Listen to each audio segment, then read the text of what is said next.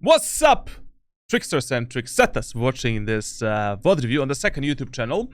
Today we have another tier 3 sub VOD review, and at our coaching table we have a gold 2, let me find the gold icon up there, gold 2 Jett on Sunset. Shocked! Let's see what he has prepared for us. Valorant is my first FPS game where I have been seriously trying to become at least a decent player in the last months. I've been maining Jett since I started playing and managed to hit a goal during the last act. Okay. However, I recently felt like I have hit a wall and that every game that I queue into, I get destroyed for something that I'm not able to tell. We'll see. I mean, like in those low elo lobbies, between like Iron 1 and Diamond 3, every player can easily carry those games. Like, there's always something better that you can do. Every match is winnable to some degree. Like basically 60 to 80% of matches you can carry alone. Now, depends how you're adapting yourself to your teammates. Depends if you have the Smurfs in the enemy team, because that's not going to be fun for you, or elo boosters, for an example. But a normal match, you should be able to carry with Jett in a gold elo without any problems.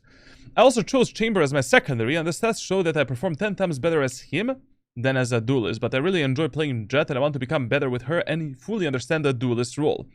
Essentially, Chamber is really good in low elo and medium elo ranks, because players are not that mechanically skilled, and the teleport is actually gonna teleport you away from the gunfight. As you go higher, Chamber becomes more useless. So, you know, if you're finding success with Chamber on some of the maps, in this elo, you can pick him. Team compositions really don't matter in Valorant, up to Immortal 3 and Radiant. Like, from Iron 1 to Immortal 3, you can win a match, I don't know, with 5 duelists, 5, like, initiators, control. It really does. Better team will always win in those lobbies. Only in high lobbies, like team comps, start to matter, like, a bit more. Now, sure, I mean, if you're maining Jett, you can also main the Chamber. Similar strategies, tactics, similar positions to hold, like setups, so not that bad. When it comes to playing duelists, just remember that your goal is not to fight the enemies 24/7. Your goal is not to get 25 kills and lose a match or win a match. Your goal is to have the impact kills, to make the pressure onto the enemies, take space for your teammates, and fight together with your teammates. Essentially, that is the main misconception of a duelist role. Your role is not to be an entry fragger. Your role is to get in, survive long enough so that I can fucking support you and play with you and re-frag you, and then we fight together.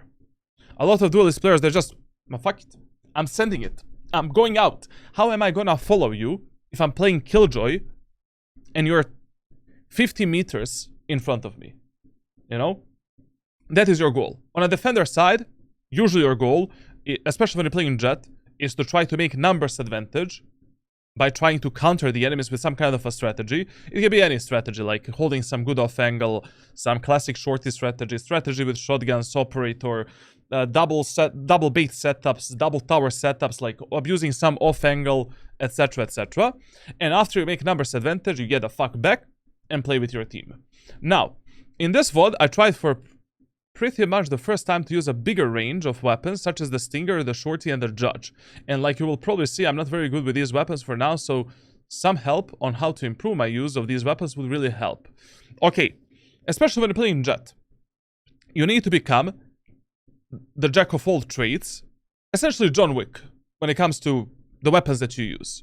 Like, you need to master every weapon in the game. When I say every weapon, of course, that doesn't mean you need to master, like, Ares, I don't know, like, Frenzy, some shit like that.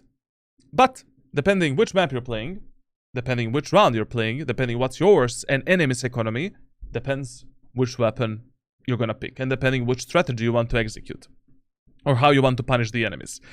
Especially with Jett, mastering, like, Stinger, Shorty, Judge, Outlaw, Operator, Bucky, is a must. Like, these weapons, you need to fully understand when and how to use them, and throughout the VOD review, I'll try to help you out. For the rest of the game, I can say that I tried my best and that I played like I would always play, which is where I'm struggling to find my mistakes. Okay. Another problem that I have is that I feel like sometimes I really struggle to make quick decisions based on what is happening around me, and I end up being flanked or dying like a potato. Your decision making in Valorant, you can improve only with 4 to 5 things. Number 1, as your game knowledge is getting better, your decision making naturally gets better. Every single day, you should try to improve your game knowledge for at least 1% by maybe doing a self-VOD review, observing other players, watching some good YouTube guides, and that's it. Second thing, trial and error. Like, observe your mistakes. Why did I die? How did I die? What I could have done better? What was the timing in this specific round, and how can I fix this timing in the future matches and future rounds? Self-analysis is very important. Of course, for a goal player, that is really hard to understand without any coaching or stuff like that, but you need to have more self-criticism, and you need to develop yourself, like, in terms of general game knowledge if you want your decision making to be better. Another thing that you can do is simply buy a coaching from someone, but really fucking good coaching, like some private sessions, like extensive coaching. Like the whole point of coaching and getting a help from better players, from your friends that are radiant or immortal, is to help you notice your mistakes and to fix them. Like, the main purpose of coaching and help from higher elo players is that your progress should be faster and your development as a player should be faster. Fourth thing, what you need to do is you need to analyze individual scenarios in the game. You know, like when a certain scenario happens, compare it to maybe a gameplay of other high elo players or shit like that, or try to, like, ask yourself the questions. Like, why did I die here? Why did this strategy fail? Why did this strategy work? And how can I replicate it in the future games as well? Like, a lot of the players in Valorant, you guys only focus on the bad shit. Generally speaking, when I'm coaching players in my private sessions, you need to understand why something actually worked as well. Through live VOD reviews, I don't focus that much on that specific topic, but you know, if something worked for you, that doesn't mean it's a good play. That can mean that that play is maybe even bad, but it only worked because enemies played it very, very poorly at that moment of time. And another thing, like, I always advise to players to spend some time in a custom server. You know, like, try to basically practice your angle clearing, crosshair placement alone, like your pathing, executes. Also, observe the timings. You know, maybe go on a custom server, and if you're playing Lotus, you know, start on a defender side, and let's say you're pushing, let's say B, for an example. Like, walk all the way from here to here, and just count how many seconds approximately this player needs to reach this player. Like, that is another way how you can learn the timings in the game, just by understanding the numbers and keeping these numbers at the back of your head. Like, how much time enemies need to rotate from this position to this position, from that position to that position, how much time they need to flank, lurk, do some kind of a play, etc, etc. Now, lastly, especially on attack, I have a hard time telling how I should play with my team, and mostly how I should execute the side without dying in the first 5 seconds of that execute. In my Jett ranked playbook on my Discord server, Agent Guides, I have covered every single good and optimal execute and setup with Jett. Watch all of these videos, replicate all of this shit, you'll be fine. When you're watching these playbooks, I know they last for 3 hours, 4 hours. Take a notepad out, Word document, make your own visual ranked playbook. Write down, when I'm on Valorant, like, okay, so when I'm pushing on Lotus, I want to mainly dash here, use that smoke, you know, like, when enemies have this, I want to do that, etc, etc. When enemies are equal, I don't want to over-aggress them, I want to execute in a bit safer way, etc, etc. Like, because one of your main jobs as a Jett player, especially on the attacker side, I don't want you to get 5 kills. I want you to go in and stay alive long enough so that I can support you. But in order for you to do that, your executes need to be perfect, and also your timing needs to be good. Like when you're playing Jett, what you really need to observe on the attacker side is, are your teammates ready to go in? Because 80% of times, when your teammates are not ready to go in, or they're not pushing out, they're playing passively, or there's some kind of a Molotov, and I cannot support you, just wait. Wait, like, it's always better for you to fight together rather than fighting alone in the full buy rounds and in the first round. In eco rounds and half buy rounds, okay, sometimes it's a good idea to go into a full gorilla mode and just dash in. The first pick, in eco rounds and half buy rounds, I don't value my life at all. Like, the first kill that I see, that I'm able to easily take, and maybe trade myself for like 1, 2, 3 kills, I'll take that opportunity. But in full buy rounds, you really need to pay attention on the minimap, pay attention on your teammates' utility usage as well. You don't want to dash in without the smokes. And if your smoker is slow, wait a bit. Fuck it, even if 3 or 4 enemies rotate on site, it's still better for us to fight together rather than you fighting 1, 2 enemies alone on the bomb site while being overexposed from 9 different angles. Chill a bit. Discipline is very important. And asking yourself these questions. Thank you for all the wonderful content that you make, and I hope this gives you all the info that you need. Okay. Let's see the tracker. So, my guy is a peak gold 2. Let's see the performance first. He started playing the game in episode 8. Solid hours. I would say that you are in the 50% of players that I've coached or observed. With 150 hours in ranked, getting gold 2 it's okay. You are just, you're not bad, you're not good, you're like an optimal player.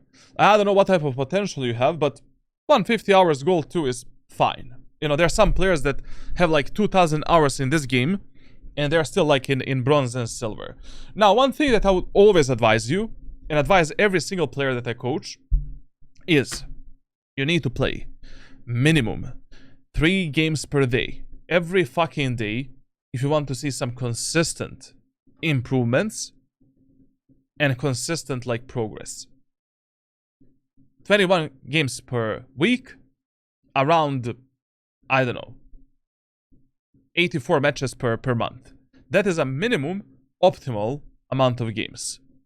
Going below that, your progress is not going to be that fast. It's still possible to reach Radiant even if you play 1 match per day. You're going to get it maybe in 1 or 2 or 3 years from now. But if you want to see some significant improvements, you need to put in the time and work. 3 ranked matches, good warm-up, good training routine, an analysis of something, maybe a VOD review in every 3 days, some good core aim training routine for like 30 to 60 minutes after your gaming session, more than enough. Now, okay, we're gold 2, nothing to talk about here, and we're gonna focus on the episode 8 act 2 because, you played a lot of fucking games. Now, for a Jett player, your ADR it's okay. Even if you have 136 ADR, that's not that bad. Bad ADR is below 130. Optimal ADR is like 130 to 140. And a good ADR is everything above 140 essentially. Or 150 approximately. Now, what is really concerning here is your KST. When I see this for a Jett player, brother, you are definitely dying in some of the gunfights that you should not take, or you don't know how to take them, or your executes are shit, your team plays shit, maybe you're not a re-fraggable teammate, your timings can be shit. Like, for a Jett player, this can indicate a variety of problems. But usually, the problem lies within the timings and which fights you fight, and within your executes and utility usage. Now, having a KST below 70% is really bad. Like, that means that you're dying more than you should. Like, when you're playing Jett, for an example, the match ends 13-8. So you win a match. I would much rather see you win that game with a 13-8 scoreline where you only died in the rounds that you've lost, instead of winning that match with 25 kills and 25 fucking deaths. Like, there's never a reason for you in Valorant ranked match to die more than, like, I don't know, 18 or 20 times in an average match. Bro, how? How can you choose such a bad fights, such a bad, like, positioning, like, to die that many times? It is impossible, essentially. Especially for a Jett with adaptability and smokes and a lot of good util. Now, KD is definitely, you know, unacceptable. Like, KD below 1 for a Jett player. Sorry, not sorry. You know, we need to see, like, why you're dying so many times, what's happening. Yagnomo, thank you all for the 5 gifted, man. Muchas gracias. Muchas gracias, bro. I would be dancing right now, but my neck hurts. Now, other stats. Clutch percentage, terrible. Like, we can do something better in terms of your 1v1s and 1v2s. Okay, that's fine, I guess. KD, we already spoke about it. Okay. Attacker side, terrible, man. On attack, you struggle a lot, bro. Like, your defense is okay. You know, it's not that good, but it's not that bad. But attacker side is, like, abysmal, man. Like, you know, if I was you, I would really try to focus more on doing something better on the attacker side, like spending some time in a custom server, regular deathmatch, clearing the angles, fixing my pathing. Like, this can be a variety of problems for you. Like, your defense is really, really solid compared to your attack. I mean, most of your Valorant matches in solo queue, you win or lose on a defender's side. Because on attack, you cannot really micromanage and navigate your gold teammates. How the fuck are you gonna do that, you know? You can tell them to push something or to split something, but only God knows what they're gonna do. But still, we can definitely do something better. Like, you know, on the attacker side, when you're playing Jett, it's really important that you adapt yourself to your teammates' playstyle. You know, on attacker side, we have only, like, you know, on attacker side, we have only 4 types of teammates. So you will have teammates that are aggressive and bad, aggressive and good, passive and bad, passive and good. And in the first, like, 4 to 6 rounds of the game, you already need to make a decision with who the fuck you're playing at that moment of time. And depending how I evaluate my teammates, depends how I'm gonna play the game. You know, if my teammates are aggressive and bad, that means that I need to focus on those aggressive and bad allies, execute the bomb sets together with them, or before they even make a mistake, and try to re-frag them and use their life as best as I can. If my teammates are aggressive and good, sure, just fight and push with them, do whatever you need to do, like, support your... Those are the best type of teammates you can have in Valorant. Absolutely best. When you have passive and bad teammates, team play doesn't exist. I don't give a fuck what my teammates are doing. I don't care if they go A, B, C, D, E, F, G. Your focus with passive and bad teammates is only on enemies. So I want to see, can I kill one enemy alone somewhere, or make some kind of a space alone before my teammates even make any mistake? And when your teammates are passive and good, okay, if that playstyle works for you, you know, we're winning the match with that passive gameplay, sure, play with them. You don't need to push in first alone, like, you don't need to aggress, like, chill a bit.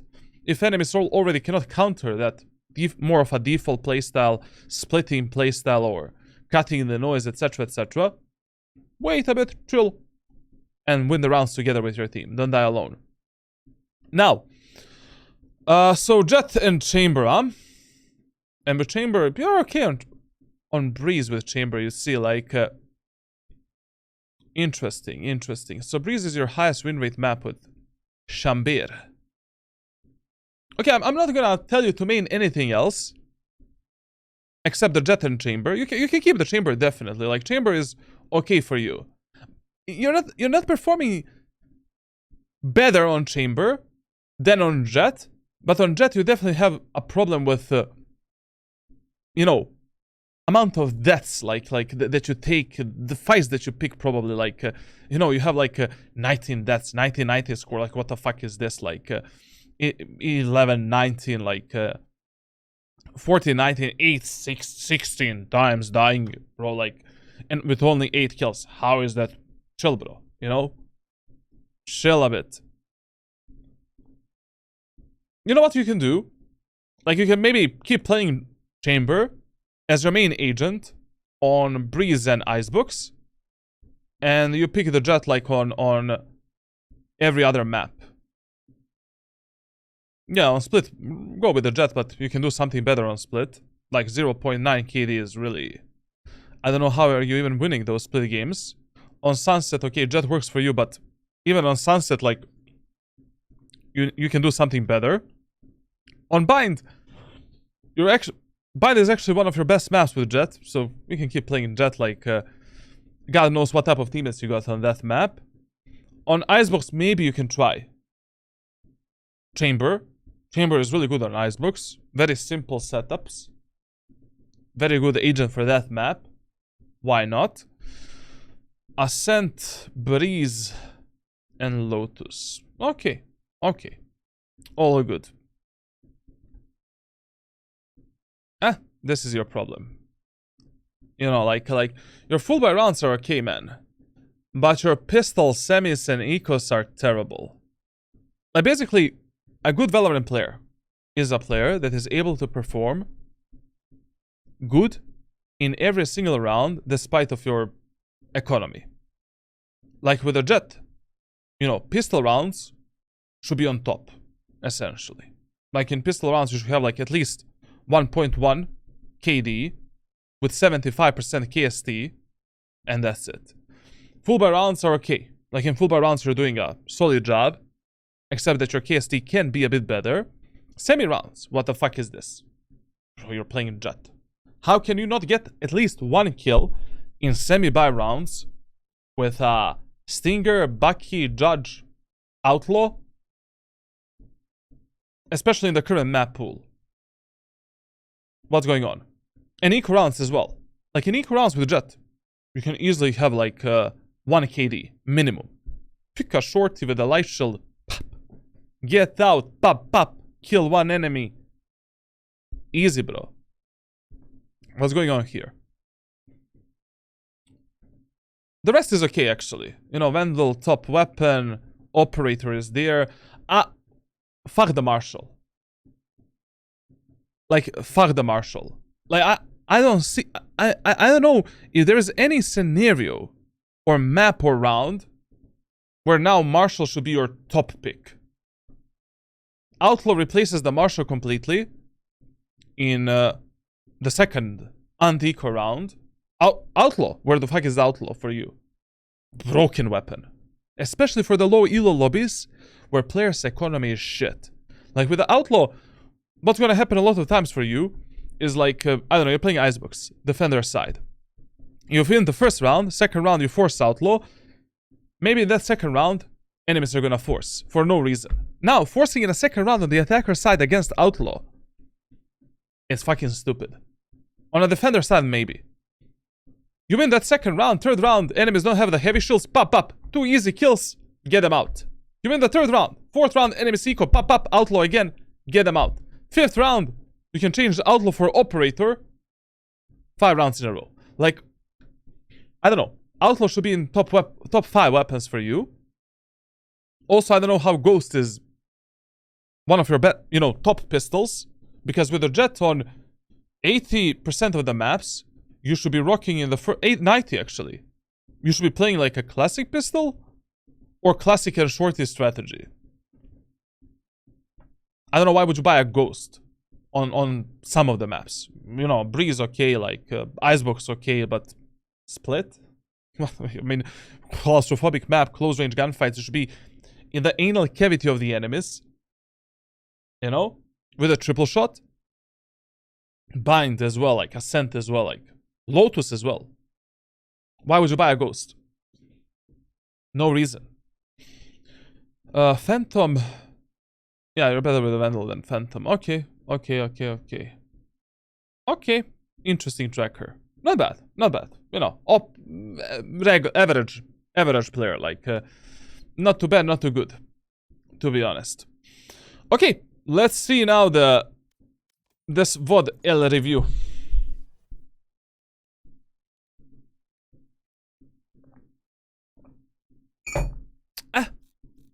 Jett.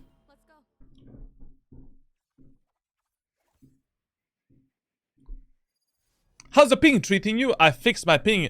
I called my ISP and I told them, hey guys, the other ISP network has 5 ping on the Frankfurt servers. Can I get better routing? And what they told me is like, okay, we fixed your ping now, and we're also gonna make it better in the following week. So maybe there is a chance that I get like around 20 ping on Frankfurt servers from the next week, which is gonna be huge for me. Because I'm a player that relies heavily on angle holding, and if I have 20 ping, it's gonna be really fucking nice, man. Yes, I know that depends on the enemy's ping as well, but still, it's gonna be really, really fucking good. It is gonna be nice. Okay, first round on Sunset. Listen here. Sunset. Fast rotation map. Very simple map as well. B site is our default site, #1 priority. A site, #2 priority. Mid, #3 priority. Essentially, in the first 4 to 6 rounds, we want to test the enemies on A and B, and only as a last resort, use the mid area of the map if our 5-man executes and 5-man pushes are not working at all. Now, this also depends on the enemy's team composition. If enemies don't have the cipher 3 rounds in a row, we're pushing the B site, and then in a 4th round, we're faking B and going A. If enemies do have a cipher in their team composition, 3 rounds in a row, we're pushing A site. In the 4th round, we're faking A, moving B. And then from the 5th round, we decide what to do based on, you know, what happened in a match, to be honest. Like, what's going on. So let's see what they're gonna do. Okay, enemies have a cipher. So, I mean, going B in gold 2 elo against the cipher is a death sentence. But they also have a Gecko and Reyna, so we need to tell our teammates, hey guys, can we destroy the fucking flashes? Yes, sir. Okay. Classic light shield 2 smokes. Okay. We need to pre-aim the top a bit. Never mind. Okay, we can go. Okay, man. I can instantly tell that your awareness in the game is like 0. And map awareness as well. Brother, if I saw a Gecko this close to me, why are you holding this angle? Yes, I know that one enemy can peek there, but you cannot base your game decisions based on the information that you don't have. It's the first round. God knows if one guy is gonna peek me from the elbow right now. This is the information that I have. I'm activating the dash ability, and I'm fighting together with my Reyna, trying to kill Gecko before he kills my Reyna. And then I'm fighting the enemy Reyna together with my team. Okay, you're scared that enemies might peek you or kill you from some angle, you know, from this angle.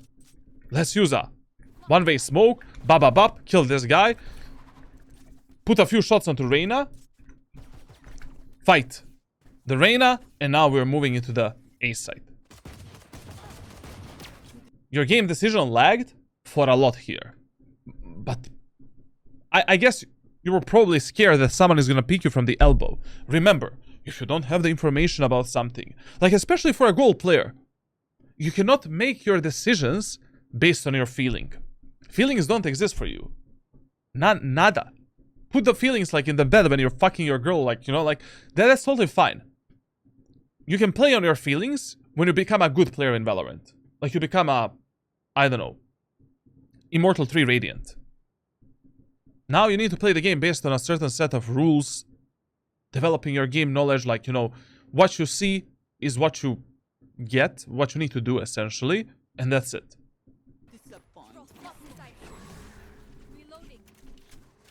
Okay. I think here, also, one problem is, generally speaking, if you already killed this gecko in the aiming area of the map, and Reyna fell back, I don't think there is a reason for you, once we take this area of the map, to use the dash ability to clear this area of the map. Like, if I finish the fights with the enemies, here, you know, and enemies fall back, we can easily just jump spot this angle or just clear it without the dash ability, clear this, clear that angle, jump spot the enemies, and now I'm using the dash ability. I want to have a dash ability to clear these positions and to potentially execute the bomb site. This is way too premature in my opinion, like, especially after we got a kill on Gecko. We need to move in. If your teammates are running, if your teammates are fighting the enemies on the site, shift key doesn't exist for you. If my Sage is running there, why would I keep my location a secret? She can die from an enemy in this corner. She can die from an enemy peeking her. I don't know, from this angle, Reyna maybe. I don't know, whoever. So, what? Why are we shifting? Run, like try to support these idiots as fast as possible. If they die and you're not ready to support them, you could have done something better. You could have re-fragged them, used their life. Especially when you have these type of teammates that are not afraid. They just want to press the W key, do whatever the fuck they want. Bait them. Let them peek first, but be ready to re-frag them. Pay attention more on the proper distance between you and your teammates as you're pathing and as you're executing the site. Like here even, when your dash was getting like, you know, low. We know that enemy Reyna is on the side here. We killed the enemy Gecko in the main area of the map here. So Gecko is dead. Reyna is here. Our Sova is picking the fight with that Reyna. Cypher is definitely B. Enemy Jett was probably around the market or top mid, like, since we didn't see her thus far. And enemy like Claw didn't smoke at all yet. So she's probably also around the market and mid. That Reyna is alone. We have the smokes for the short and CT as far as I can see. Let's go. Like, my dash ability is running out. No problem. I'm gonna do this. Clear this angle. Reyna is here. Fighting the Sova. Easy kill. Baba. Now we move into the site. Take the site control.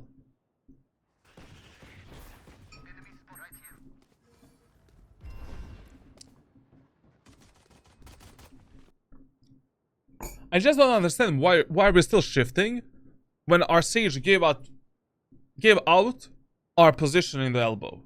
There's no reason, man.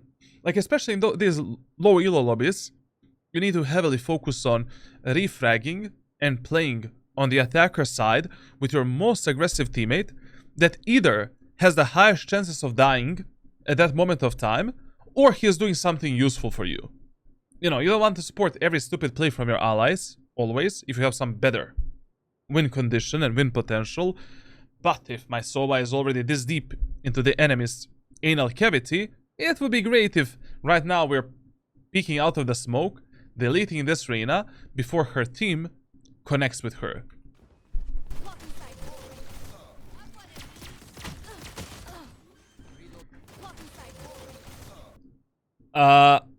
Okay. this smoke that you did here, I don't get it. Like, I just cannot get that smoke. Like, what was that smoke for? You know, you need to tell me in the private messages, like, later. Like, okay. My Sova is fighting this Reyna here. She is wide open. 3 of us are peeking through the smoke. Why am I giving a smoke to the Reyna to isolate us into 1 versus 1 fights maybe, and to escape with the dismiss ability? Peek out. If you can triple kill an enemy, I mean 3 of you guys are engaging an enemy, take the fight. And then, when your Sage did this wall, yes, you know, you kind of got fucked a bit because of the Sage wall. I don't know what the fuck is this wall, to be honest. It was just stupid. But the main stupid thing here was doing this smoke. But ultimately, the main reason why we ended up in this position, we were way too slow in the elbow. Like, your Sova was already on site, Reyna fully overexposed, we have a smoke for the CT, smoke for the A short. What are we doing in elbow? Why are we shifting in elbow? Instead of doubling down onto Reyna, taking the site for free, Sage can wall CT, done. Like, focus more on playing as best as you can with this guy. When I say this guy, I mean this most aggressive gorilla that you have in your team. You don't need to take the fight first. Most of the times, that's even a better idea in low elo lobbies to use this guy as a refrag tool, because only God knows if Sova is gonna refrag you in gold 2 elo, and just push out. Fight with him. He is your highest priority, not this Sage that is doing whatever the fuck she was doing in this round. I should have looked at the minimap a lot more. I can already see that your general awareness is really low. And unfortunately, during these live VOD reviews, I don't give the solutions to these problems through the VOD review. After the VOD review, I'm just gonna give you, like, through the private messages, solution for this problem and some kind of a training. We're, like, what type of shit I see here depends what type of training you're gonna get from me. Let's look at the next round. So, right now, okay, our push on A failed. Let's push it again. Fuck it, like basically, the map design of Sunset allows you to push both A site and B site 3 rounds in a row, regardless of the outcome of the rounds. It is better to create that pattern of pushing on the maps that allow you to do that, based on your team composition, based on enemy's team composition, and based on the map that you're playing, instead of 1 round going A, then going B, then going mid, then going A, B, C, D, E, F, G. Because if you push one site 3 rounds in a row, regardless of the outcome of these 3 rounds, in the 4th round, it is so fucking easy in solo queue to fake that site and go B. Like, in the 4th round, you will probably fight only Cypher on the B side. So, and also in this round, it's a bit of a suicide going B generally right now, because enemies have a Cypher, and in this elo, only God knows what your teammates are gonna do. So what would I buy in this round? In this round, I would buy a shorty with 1 smoke. That is all that you need to potentially kill an enemy Cypher on the site. And I'll be waiting for a perfect moment of time to get in the anal cavity of a Cypher, or any enemy here, smoke dash, peek out, bop bop, take his gun, that's it. And I'll also ask my Sova brother, can you use 1 shock dart there, so I can actually go out. And depending where I see the Cypher or hear the Cypher, depends what I'm gonna do. Also, if you don't see any enemy, and you have close range weapons, this is good most of the times. Like, basically dashing inside of this smoke with a close smoke there, and then there's always gonna be some guy here, market, easy kills for you.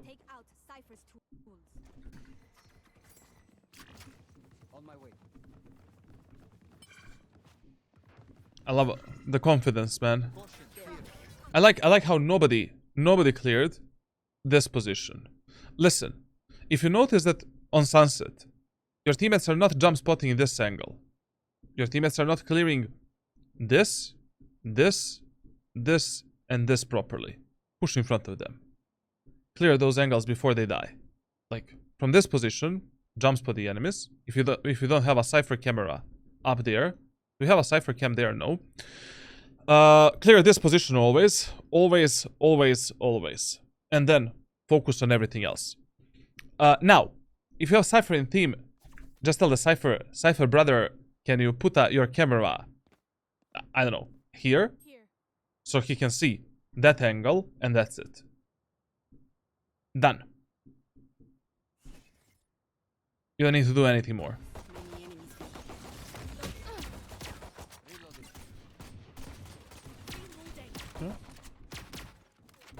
That's not gonna work. This fight that you're trying to take, you cannot take it.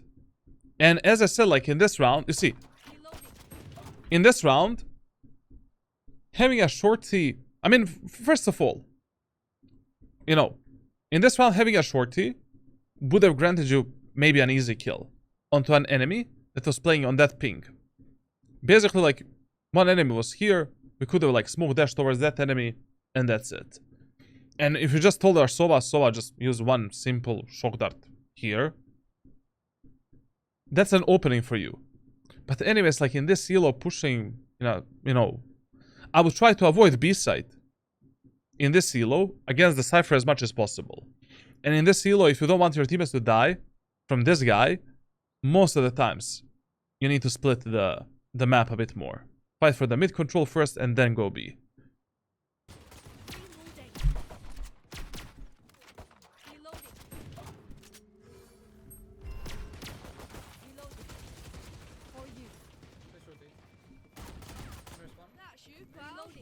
Oh, he's a Venom, get it. Listen, another tip I need to give you. You need to play Valorant a bit more like you're paranoid. You know? Like, basically, it is always better for you to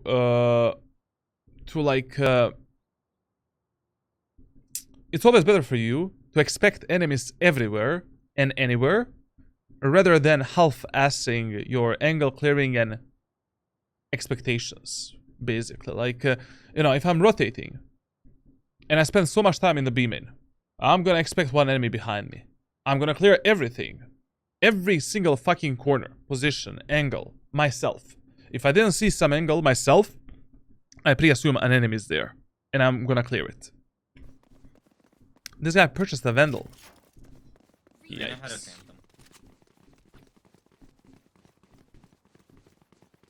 Big yikes, bro.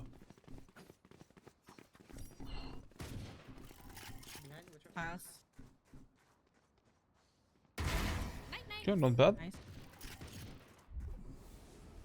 Dash ability. Okay, good. Our spike carrier is killed. Spike down A. Yikes, smoke.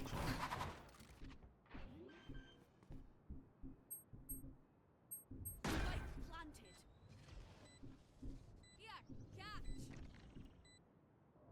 Listen, these positions that are, you know, very commonly played, most of the times, it really depends which weapon you're playing, of course. You know? But this spot here, you cannot play without jiggle peeking enemies. It's a position for which, like, even a goal player should have a good crosshair placement, you know?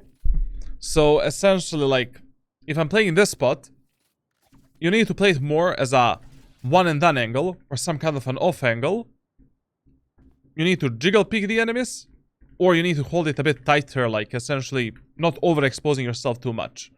But holding it like this, it's not gonna end well.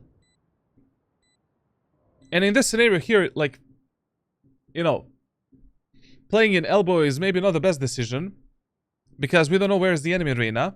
We know that the Jett is A short, but that arena can be anywhere. Behind you, CT, A short, like, we don't know. Like, right now, doubling down on that enemy Jett and taking the A short control with a claw would have been the best idea. Drop in a smoke. Especially because claw is in a really Player standing. Oh, 135. fucked up position. One enemy Stay remaining. down. Okay, so... fuck me, yes. I wanted to be like, I don't like inciting, so that's why I said fucking yes. Listen, so if an enemy on the retake is taking too much time to retake that site, 80% of times, that means that that guy was waiting for some flank, lurk, rotation. You always check your back immediately. And you pre-assume that that guy was waiting for something.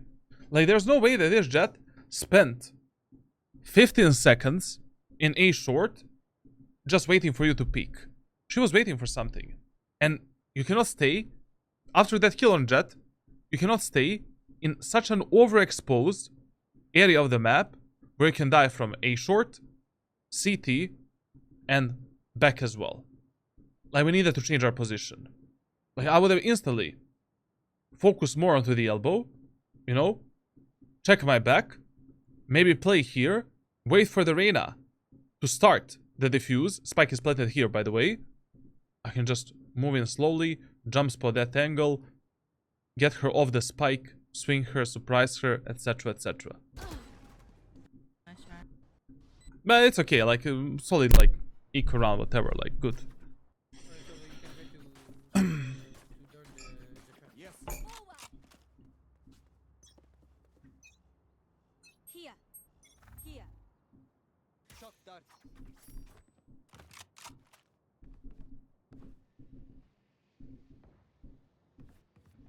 Right here. He even has a lineup. Enemy spotted. This execute that you did here, you really need to pay attention. Like, listen, precise, good execute is always better than a fast and half-assed execute. You know, make sure that your smokes are covering you up. Make sure that you're not over-dashing and under-dashing your smokes. Make sure that you can isolate the enemies around the smokes. And also, another thing, you don't need to push and peek the enemies alone. Okay, so we're executing the B set of Sunset. We don't know where are the enemies. We have zero information. Let's do this. You know, let's do this. Do this. You know, in the middle of the dash, we should always flick left and right. And then let's play here. Wait for our teammates to push in. We're fighting together with the teammates. My teammates want to go here. Okay, I'm going to support them. I'm going to play with them. But I'm not going to peek the enemies here if all of my teammates are playing here. Especially if I don't need to take any additional map control. If you're playing a full buy round or I don't know, like, there's no reason to do it. We're not getting fucked by the enemy's utility or getting fucked by the enemy's ultimate abilities. Like right now, there's no reason for you to fight at the backside until your teammates connect with you. And to pick a 1v1 fight against maybe an enemy that is playing a judge, short your Bucky at the backside and deleting you. Enemy spotted.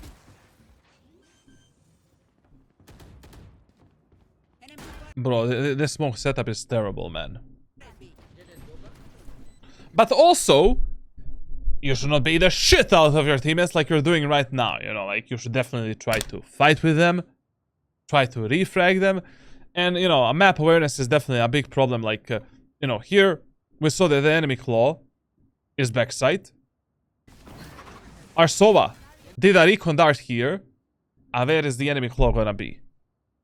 Like, if this recon dart didn't hit the claw, she needs to be in the smoke here. So we needed to fight a bit more aggro with the Reyna, so my Reyna doesn't die like a potato at the backside.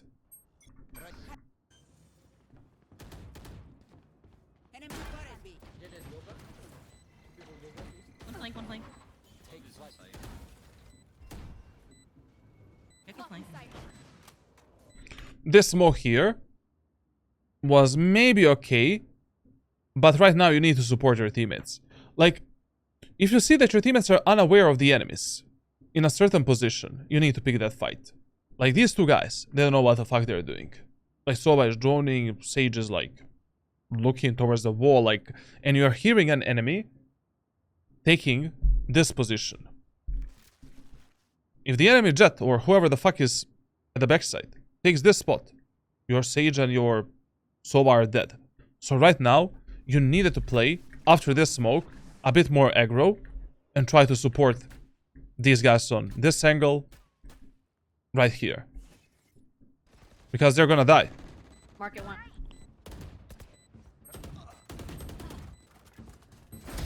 Nailed them.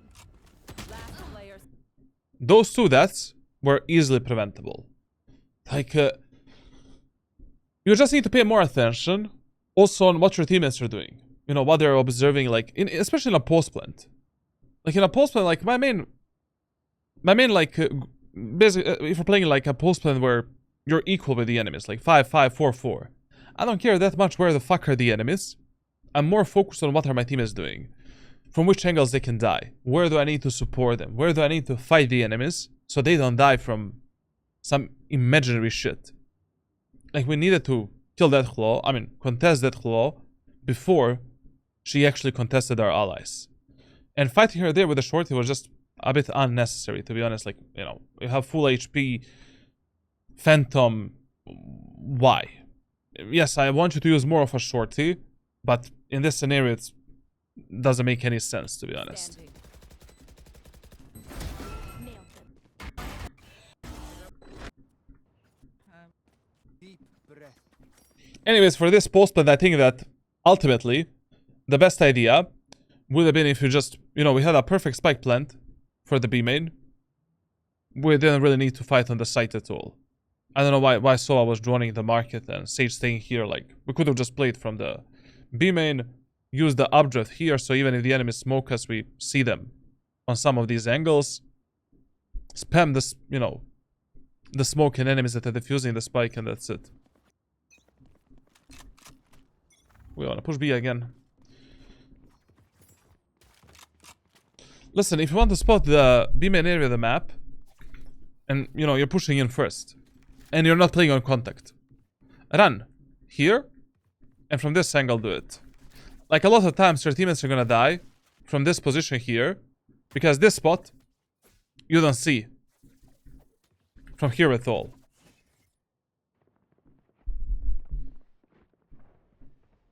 Market. Here. My ultimate is ready. Healing area. Okay, let's go. Sorry. Wall raised. Please, I would really advise you, first of all, when you're using the dash ability, try to practice in the following weeks using the dash ability not only as a tool to pressure the enemies, execute the bomb sets and fight the enemies, but also as a recon tool. Like, you need to, you know, gather the information for your team, number one, and also when you're pushing to the site, take your time. You know, okay, we're pushing here, our claw gave us a smoke Here. on these two angles. We're fully exposed from the enemies at the backside. Enemies can also be here and here. Let's use this. Clear these positions, this position. Now we're pathing in. We can use the second smoke as well. Why not? To observe if maybe enemy Jett is up there, and then we decide what to do next.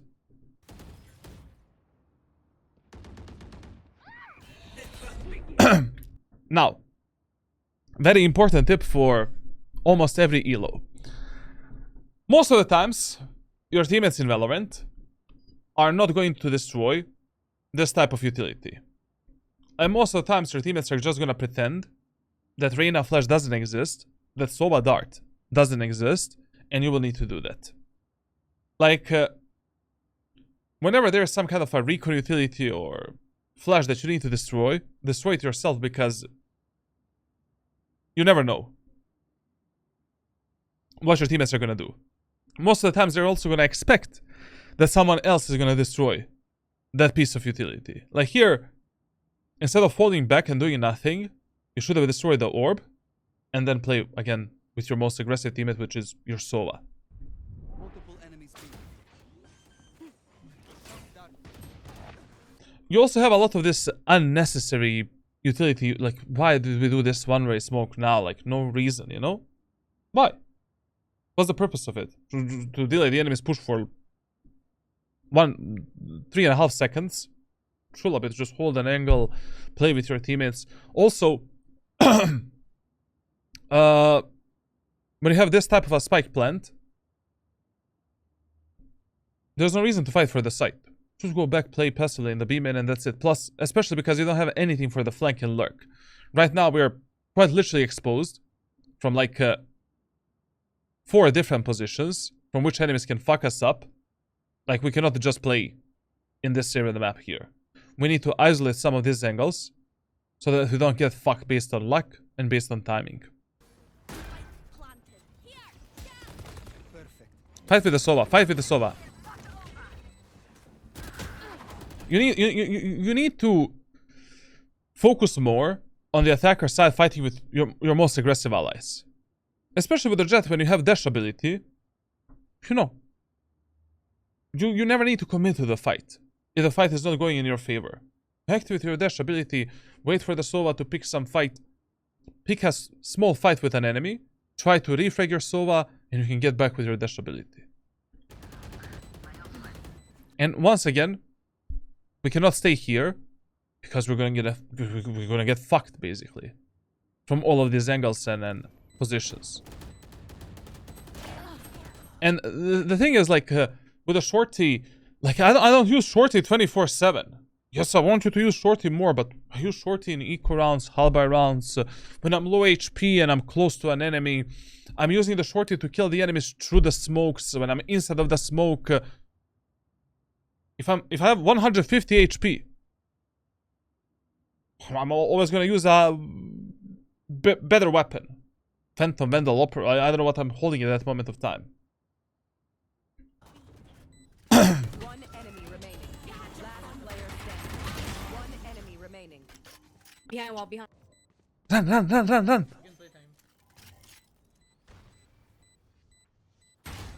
What a stupid player.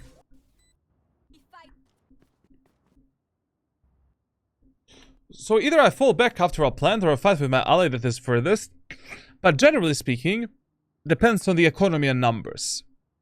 Like, if the numbers are equal, or you're basically like in a numbers disadvantage, you want to fight with your most aggressive teammate. But if you have numbers advantage or some other better win condition, like maybe your Killjoy has the ultimate, Killjoy has nanoswarms, we have the Sova ultimate, then play with that teammate and play a bit more passively.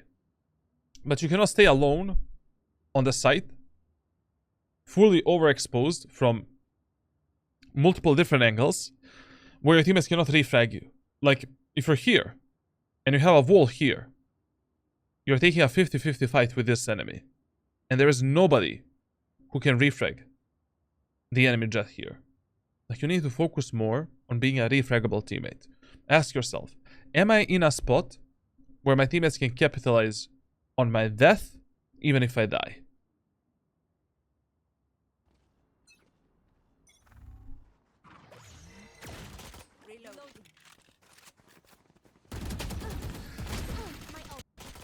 Your angle clearing can definitely be a bit better.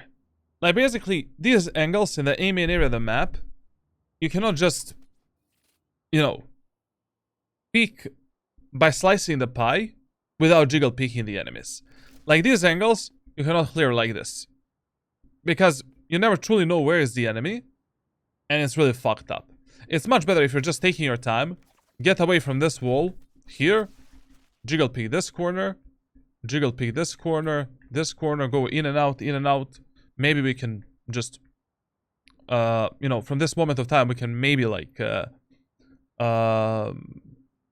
glide around the corner, like, clear it like this, and then we jiggle peek this corner. Like, because your cross replacement is all over the place when you were clearing this angle, and enemies can be, like, anywhere, essentially here. Like, here you cannot move like this. Ever. It needs to be either in and out, or basically how do you call this? Like, I forgot, like, just, swipe, you know. My ult's ready. Dropping There smoke. they are. Blocking sight. Shift clearing that angle. Also, another thing that you should try to implement when you're pushing through the elbow, try to jump spot the enemies from like, okay, so we clear this position, we clear this position, we clear this position, jump spot this angle. You don't need to swing in this corner. Enemy can be there, there, there, you don't know. Get the information for your crosser, and now with the dash ability, bam, delete that guy. Reloading. Have one of these. Oh, she's in Speak there. faster.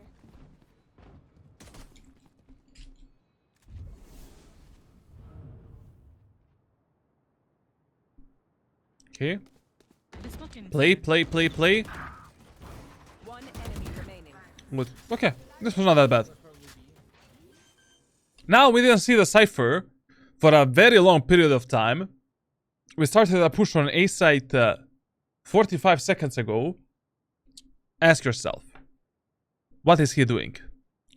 Chances are 80% that he is behind us. He's playing a cipher. He's very late for this retake. Plus, we don't have any sentinel to watch for our backs. Maybe we're wrong. I don't know. Like, you know, we're just basing our game decisions based on what we know, what we see, and based on the previous rounds. Based on enemy's utility usage, certain X factors, ultimate status, previous match experience. So, you know, when you're playing against the Cypher player, that guy usually likes to play alone, you know, lurk, flank, do some random mumbo jumbo shit. Right now, we need to expect him in the elbow. Blink.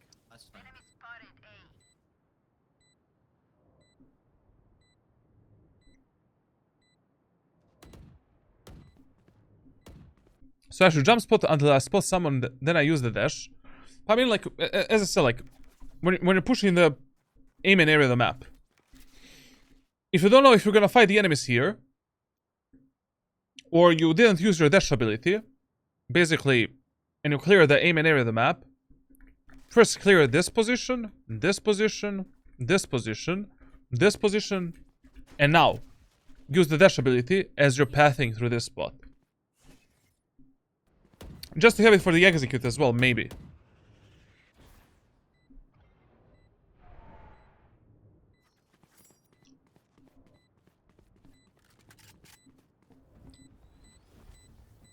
Reloading. Okay. I mean, he can be anywhere, to be honest. Like, play with the Reyna. What are we doing? We're gonna die. Okay. Saving.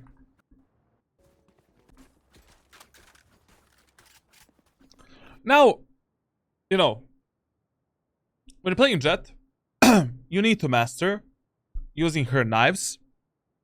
And how to master the knives, like, there's a lot of trainings and routines that you can do, like tons of them. You can you can try to develop some kind of a training in a team deathmatch, in practice range. You can also like focus more on point-click tasks in like Kovacs, Samelabs, and tasks that rely more on flicking rather than tracking and killing one target that is moving. But in this round, our economy is still shit, you know? And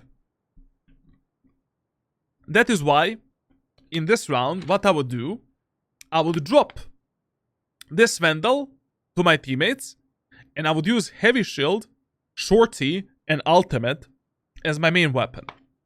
Ultimate of Jett is a tool to clutch the rounds, tool to fight enemies when you're low HP and you don't have any better gun, and tool to basically preserve our economy and build a good economy for our team and ourselves as well. Our team's economy is shit. Your teammates, God knows what they're gonna play right now.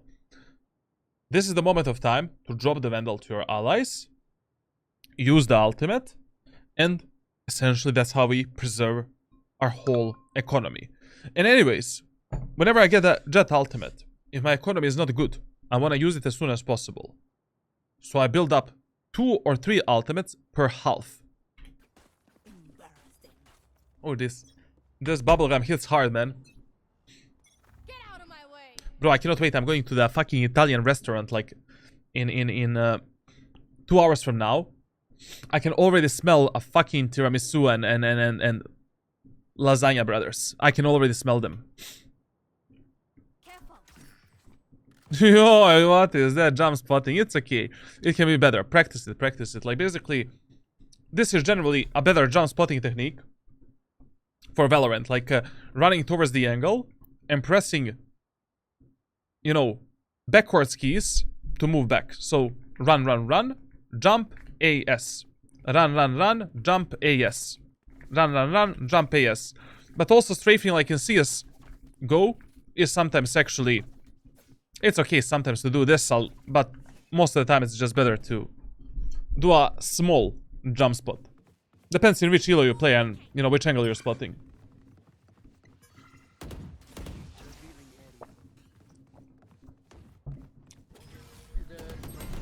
One way, one way. Italian cuisine is so good. Molto bene, molto bene. Spike down B. Listen. Fight the fights that your teammates are fighting. Fight the fights that are happening on your screen.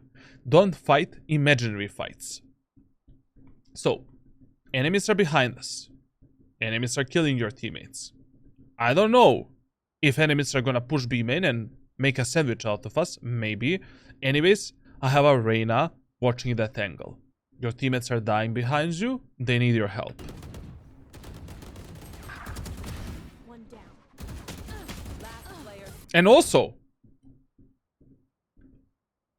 isn't this a moment of time for you to use a dash ability? Like, generally speaking, when it comes to using the Jett's dash ability, like, even if there's a 5% of chance for you to fight the enemies, you should use a dash ability. Now, it's like 100% of chance that you're gonna fight enemies. Before even I peek that claw, I would have activated the dash ability. And then, when we took this fight, and we whiffed this first shot, we could have went back,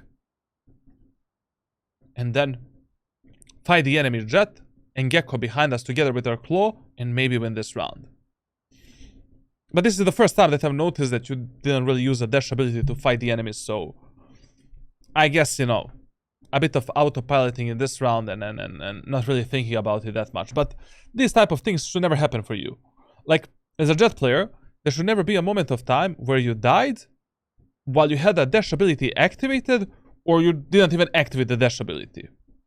That always means that you could have done something better. Because there's no reason for you to take this fight without the dash ability. Literally no reason. Last player standing. Bro, I'm currently watching the Omen playbook. My brain is about to explode. I know, man, there's a lot of information there. Also, what I'm gonna do with my playbooks, I'm gonna remake them again. Like, when I start doing the unranked to Radiant series with Omen, Jett, Yoru, and Raze, I'm gonna make a short form. Actually, no, sorry. Like, what I decided to do with the playbooks is, like, when the map changes. So let's say Haven comes back, and they change the map. I'm gonna make a TLDR short version of the previous playbooks. So that the videos are not like 2-3 hours long, but they're like 30 minutes with the most important tips and stuff for that agent. Okay, generally speaking, we got a lot of good information from this round. Enemies are pushing A main area of the map and behind us when we are pushing the B side. This is the moment of time where, even if you're playing Jett, you can lurk and flank. You can tell your teammates, hey guys, I have a very good idea to get some easy kills. Can you initiate a push on B, but don't push it? I'm gonna watch for the fast flank. Easy kills for you. Yes, even if you're playing Jett, if you have a good idea to make numbers advantage for your team, it's totally fine. You know, we can play default, passively a bit. 3 of your teammates are making pop, pop, pop, pop, pop sounds in the B main, waiting for the Jett, Reyna, Gecko to maybe push behind us, pop, pop, pop, killing them, going A site. You need to focus more on reading the game and what's happening in the learn from the previous rounds. Learn from your mistakes. Ask yourself, whenever you lose a round, why the fuck did I lose the round? Like, basically, okay, you know, one of the easiest questions that you can ask yourself on the attacker side, and generally, how did I lose the previous rounds, and what usually happens when I do something? So if I do, you know, X, what is the response of the enemies? Usually. And usually, when we pushed B site, enemy Gecko was behind us. Let's kill that Gecko. Maybe hold. You know, you hold this angle, this push, one of your teammates hold this angle, we delete enemies here, and then we go A. Try B one last time. Gecko's always gonna flank us. Claw got a point. And now, To spawn. I would be this Reyna. I wouldn't give this job to my Reyna because only God knows what Reyna is. Look at Reyna, bro. Reyna is dead. Right now, your Reyna is out of the game. She can die from this angle, this angle. She's dead. I would never do what Reyna is doing. You should be in aim-in, holding the aim-in push. Reyna maybe here, and we kill the enemies. 120 Gecko. Mid top. So basically, all you need to do in Valorant is pop, pop, pop enemies. Yes. Scanning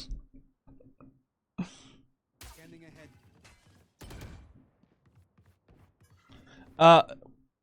One mistake that I've seen, like when you're pushing the B main area of the map, you really need to like, you need to be more scared from this position. Listen, a dumb man learns from his mistakes. A wise man learns from the mistakes of others. So, if certain players are already scared, I mean, if I'm fucking scared about a potential enemy being here and here, you should be scared as well. Because you can die from there, and you will be punished in some games and maybe other lobbies. Maybe you're not getting punished now, but you're gonna get punished. Sometimes. Someday. Some rank. Like, please, you know, if I'm pushing the B main area of the map, I don't know. Tell the Sova, brother, can you use your dart maybe here to scout this and those angles here? Done. Sova, can you use a drone to clear the B main area of the map if we need to do that? I don't know. Who we have in our team? Reyna, nobody. Okay, never mind. So, we're pushing here. Let's clear this angle. Place our crosshair here. Use a smoke for the cross. Clear this position. And now, focus enemies on the site.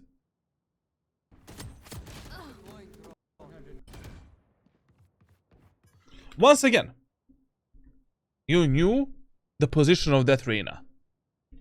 You heard that Reyna because she destroyed the dart right now. You know? Why we are not activating dash ability? Like don't use your dash ability only to execute it. Like what? Your dash usage was okay in the previous rounds. You were wasting it a bit sometimes. But what's happening now? If I'm about to take a fight with this Reyna, I don't know where the fuck she is. I'm just gonna swing like an idiot and try to flick and take a kill. Activate dash ability. Fuck. No. And then get back. Also, like, what I want to emphasize here. When you're peeking the enemies with a ultimate, go jump peek. Jump peek is usually the better option. Like, you know, I want to peek this angle. Let's do it like this.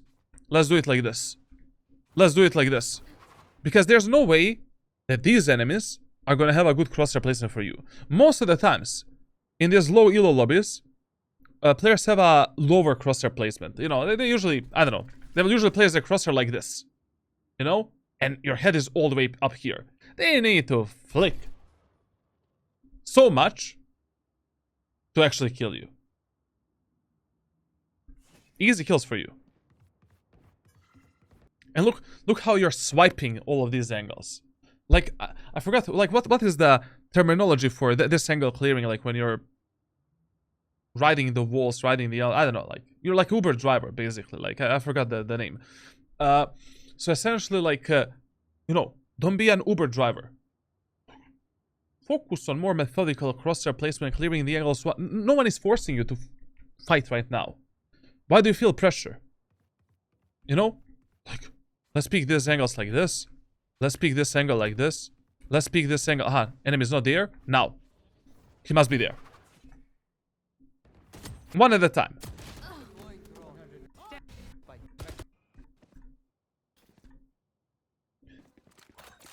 Slice. No, it's not slicing the pie. He's not slicing the pie. He is like slicing the pie is when you're going one angle at a time with one key, jiggle peeking, fast peeking.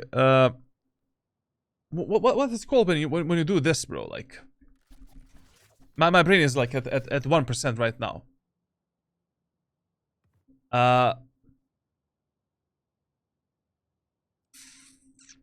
Well, fuck me in the anal cavity, bro.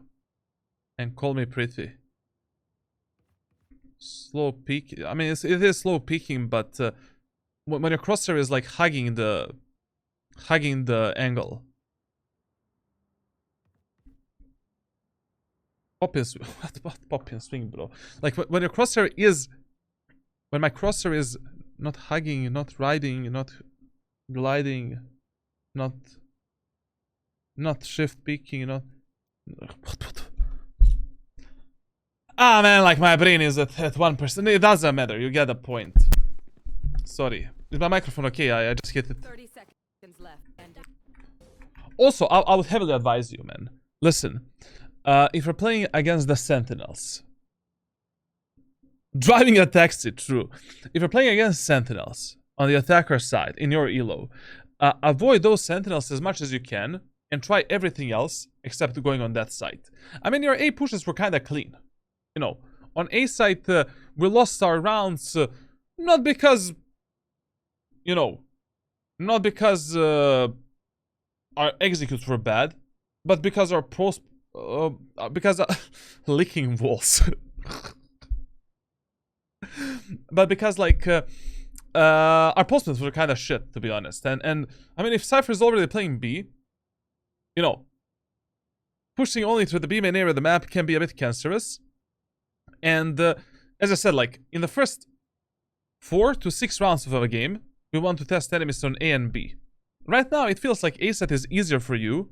Enemies are playing super aggro in A main area of the map, and we can easily kill the enemies there. And if nothing works for you on Sunset, you need to take more of the mid control. You know, you need to fight for the top mid, for the market, and put some pressure there as well. What the fuck, bro? How is he? Listen, man. There is never a reason in a game of Valorant to save this many credits in the next round unless you want to buy Operator. But I don't know why would you buy Operator right now, because enemies are not really pushing you that much. We're playing a very, very claustrophobic map as well. Enemies are not repeating the same positions. I don't know where the fuck would I get a kill with Operator? Maybe by holding, you know, my team is pushing B and I'm holding the flank from A, for an example. If you don't want to use these credits here, invest them. Invest everything. We have all of the abilities. Buy something. So we have like, what? We have 5,500 credits in the next round if we lose this round. Let's buy a Sheriff. Let's buy a Light Shield. Done. We have higher chances of winning this round. Let's buy a, I don't know, like, let's buy a Shorty. Let's buy the Heavy Shield. And now we can maybe dash in the anal cavity of one enemy, kill that enemy, take his gun, and now we have a full buy. Because, you know, enemies played super aggro in the A main area of the map. One enemy is also playing top mid, so maybe through the Mid tiles, we can do smoke dash and kill that guy. Easy. Like, there's no reason to save so many credits for this round. The more credits you invest, you know, the better guns you have, the higher is the chance that you're gonna win that round. Also, maybe one of your teammates dies. Now we have a heavy shield, shorty, and spectre, stinger, guardian. I don't know what your team is forced.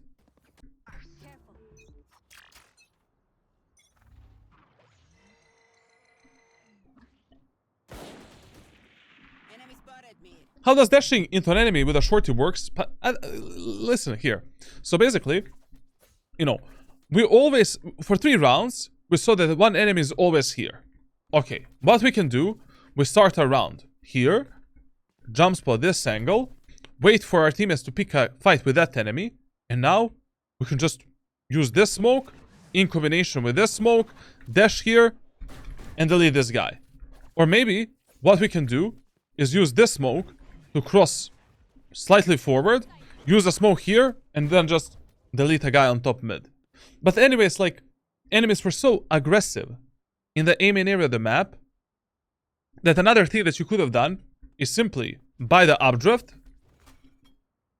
get up here, tell your teammates to get a contact with the enemies, delete that guy. I mean, in gold elo, these guys' mechanical skill is like shit. You know, it's gonna take them ages to kill you. As long as you're, you know, unpredictable with your movement, and you're like doing as much movement as possible, there's no way these guys are gonna, you know, do some crazy flicks. Once again, like, I don't like what's happening in the previous few rounds. That you're not fighting with a dash ability. It's just stupid. And these type of games are usually the best games where you should call for a default as well. You know, default as a strategy is really stupid if you're just doing it blindly for no reason. But defaulting is a really good strategy when you want to counter the enemies. Here, like, Gecko is just pushing us from A main. Reyna is pushing mid. Jett is pushing mid. B main, they're not doing anything. You can just hold the enemy's pushes, be silent for like maybe 30-40 seconds, see if they're gonna make some kind of a mistake, and then play.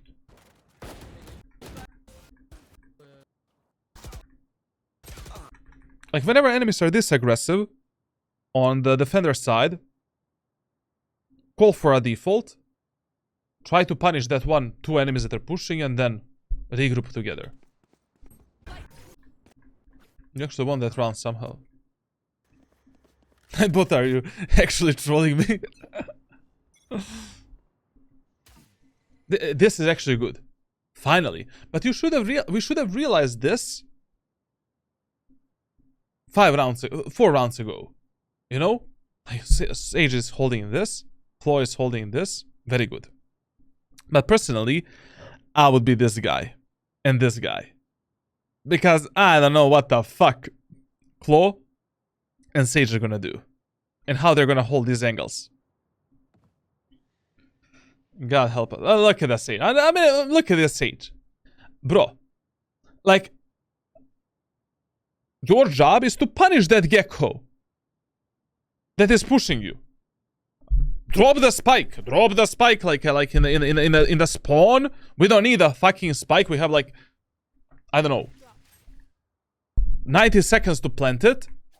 Hold, you know, some kind of an off angle like this. Kill that guy. Hold some kind of an off angle like this. Kill that guy. My dude is doing this, and she's writing in the chat, Gecko is A. No shit, Sherlock. Wow.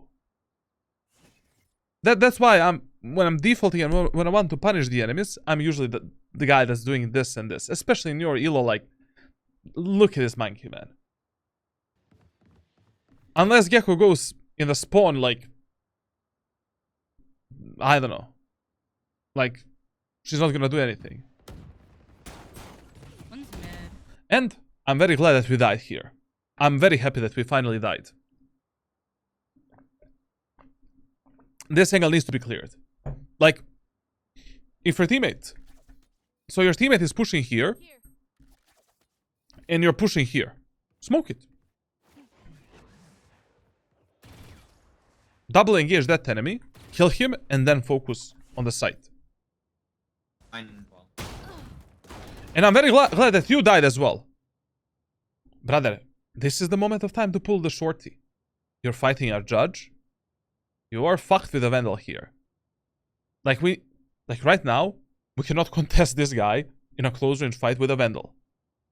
Like, that's why we buy the shorty, to counter the enemy shotguns. Okay, my claw died there. I'm instantly, like, maybe updrafting, killing that guy, activating the dash ability as well so I don't get into some fucked up scenario and getting the fuck back. Or just, we can tell our Sova, brother, shock.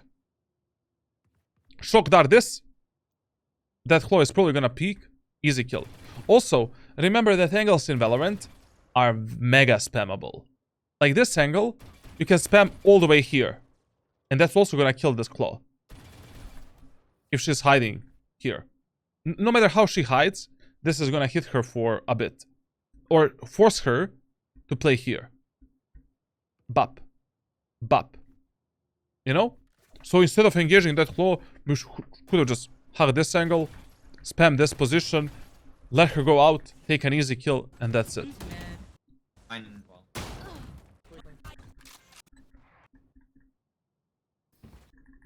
Yeah, Kasparov, welcome to see, man. How are you today, brother? Okay, we're pushing A. Okay, another tip that I need to give you. If you notice that enemy's recon initiator's utility is very repetitive, dodge it. Look what your Sage and Reyna are doing. Tell your Claw brother, sister, they them das this, they deine, eine, meine. Let's be normal human beings. Let's hide from the flash and then push ace on contact. Enemies were never doing a one-way smoke for the aiming area of the map. After the Gecko flash, they usually pushed it. We can just hide from the flash, hide from the KO knife, hide from the Sova dart, and then push.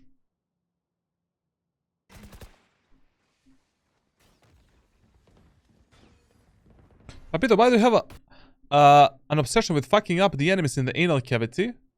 That tells you a lot about my sexual orientation.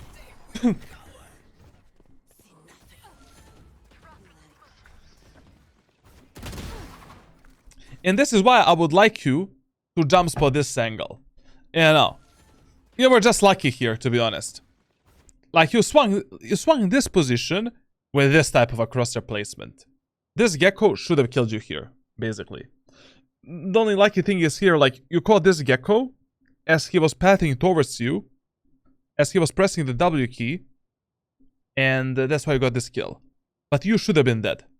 Jump spot more, like, it's okay. Like, especially, basically, when do I use a jump spot mechanic?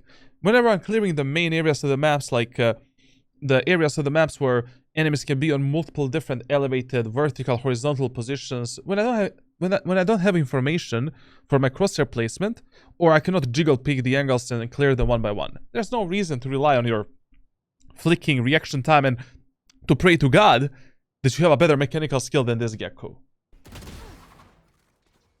Good flick, good kill, but it can be easier. Sorry guys, something is in my eye. My sexual orientation is fighting back. One more. Okay. Sight.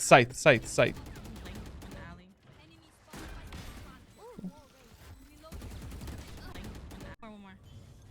Bro. If I see this one more time from you in the future, we're not friends anymore. We are 4 versus 3. And right now, you are that brain-dead ally that I need to support. Chill. Do you really need to position yourself in such an open area of the map where you need to commit to the fight. You don't need to. Your Reyna is stupid. Okay. Only God can help your Reyna. You know. Somehow. Play with the Sage. Refrag, you know, play with on the Sage contact between the enemies in the city, then fight the enemies. You don't need to be in such an overexposed area of the map where you need to fight, where you need to commit to the 50-50 fight. Now here, for an example, my Sova Here. is running from behind. Chloe is planting the spike behind the box. My Sage is in the elbow.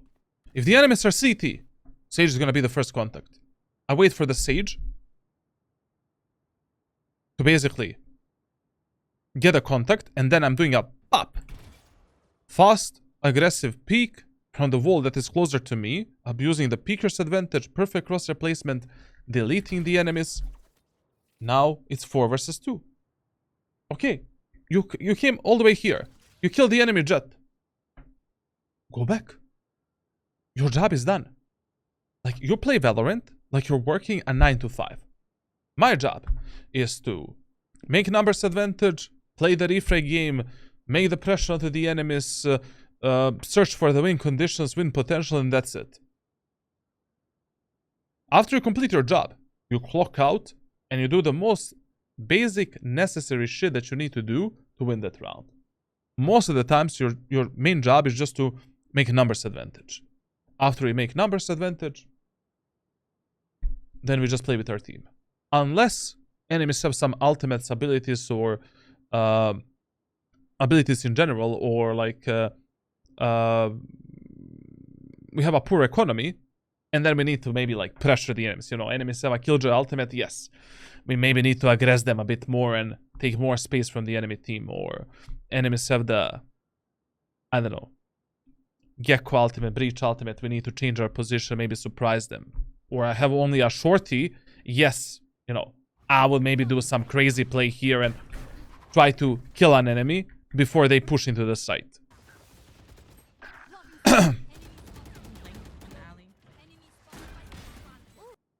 This is where your job was over. Done. This is the moment of time where CHARLATAN is like, okay, I'm not getting paid for anything more than this. Sorry guys, I'm out. One-way smoke up here. Getting back. Holding the short. Sage is holding this.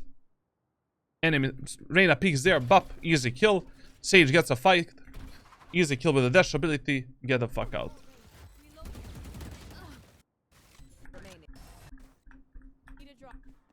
You definitely, like definitely, as I said, like at the start of this VOD review, you have a lot of the stupid, unnecessary deaths that can easily be prevented by following the rules and the topics that I'm explaining right here. That's one of your main problems. Because if you're not alive, guess what? You don't control the outcome of your matches. You know, obviously. I don't know why this game, like, why in this game, like, you were so keen on pushing the B side. I mean, A set is only being held by the Gecko and Reyna most of the time. These agents cannot properly defend the aim and area of the map and A set against you. We have Reyna Flash, we have the Claw Medal, Sova Drone, Sova Dart, like, I don't know. Against this enemy team composition, like, A set is free. Unless they change something. What rank is this? What the goal to? What the fuck am I listening to right now? Listen to this, guys. It's like the ants coming to eat me alive in my dream. Like, Shot that. Right here. what the fuck are enemies doing, bro?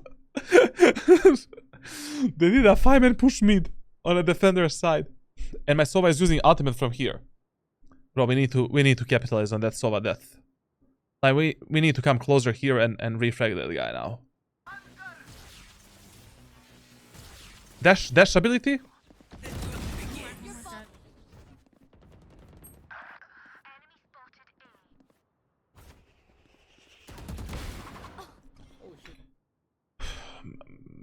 Map and game awareness. a solid potato. Solid 0 points. I'm sending you to Eurovision next year. We're gonna fix that. I'm like, after this session, like this VOD review, I'm gonna send you one training that you're gonna complete for maybe like 3, 4, or 5 months. It's gonna fix this problem. Like, we need to pay more attention on the minimap.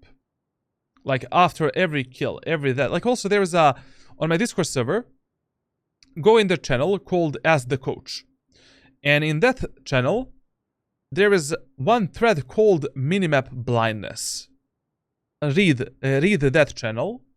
It's gonna help you like with understanding when to look at the minimap, what type of information you're looking for, etc, etc. There's a, I don't know, an essay there that I wrote on minimap awareness. Cypher's a B player, right? Yeah, we should go A. Here. Where we? That's mid. I mean, here it really doesn't matter where they go, unless they go mid. Like, the worst game decision in this 4v2 would be to go mid, and to allow enemies to fuck us up with some kind of timings and angles. Whenever you exchange a few numbers with the enemies on the map, you know, you default a bit and, you know, things happen. Always, the best idea is to regroup towards the main area of that specific map and hit the bomb sites like the round has just started. Let's say you played on Sunset. 1-3-1 default. Your teammate on A dies. We know that one enemy is here. One of your teammates on mid dies. -1. But we know that one enemy is here, one enemy is here. But we kill, let's say, this enemy and this enemy, for an example. And we are left in a 3v3 scenario. Our teammate in B main is alive. 2 of our teammates on mid are alive. What do? Regroup. If you have time, connect with each other, play together. Enemies are in a disadvantage because they're on a defender side and they need to defend such a large area of the map. Most of the times, you'll be fighting one enemy on the bomb site, or maximum 2 fucking enemies. And since we know that Cypher is playing B, the best game decision is to just regroup towards the A main, push the A side together, clear the angles together, fight together, die together, win together. Done. But going through mid, cancer play. Because factor of luck and factor of timings is much higher in those type of areas of the map. Like, main areas of the maps are always the best for this type of a scenario.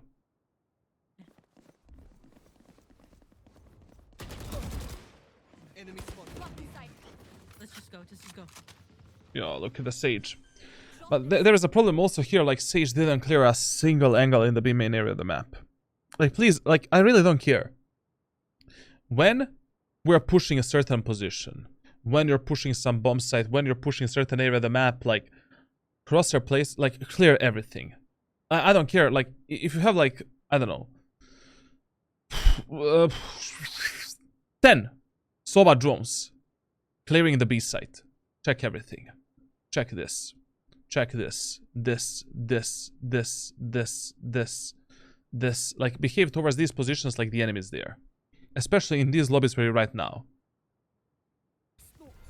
Like, right now, maybe dying because of a Cypher that was behind a box in B main would be fucking stupid. And also, is there someone yelling in your ear or holding a gun at your head and is like, you need to push right now. You need to push right now. Yeah, your 3 teammates are in B main, but you need to lose this gun. Sova is gonna die because he's like 10 HP, and now you lose the round 2 versus 2. Like, what the fuck? No reason to fight. Stop.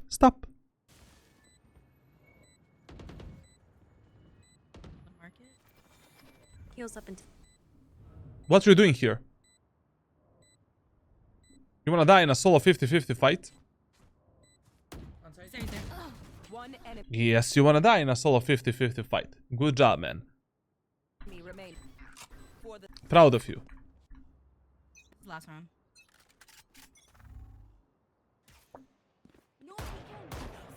enemy spotted. Listen, one small advice. Whenever your teammates wanna do something on mid, and you're pushing mid with them, 90% of times, it is better that you go through the tiles. Through the tiles, it is a bit easier and more methodical to pick the mid area of the map. It's easier to jump spot the enemies. Like, always prioritize this area of the map over this position here. Especially if you don't have a single fucking teammate going the tiles.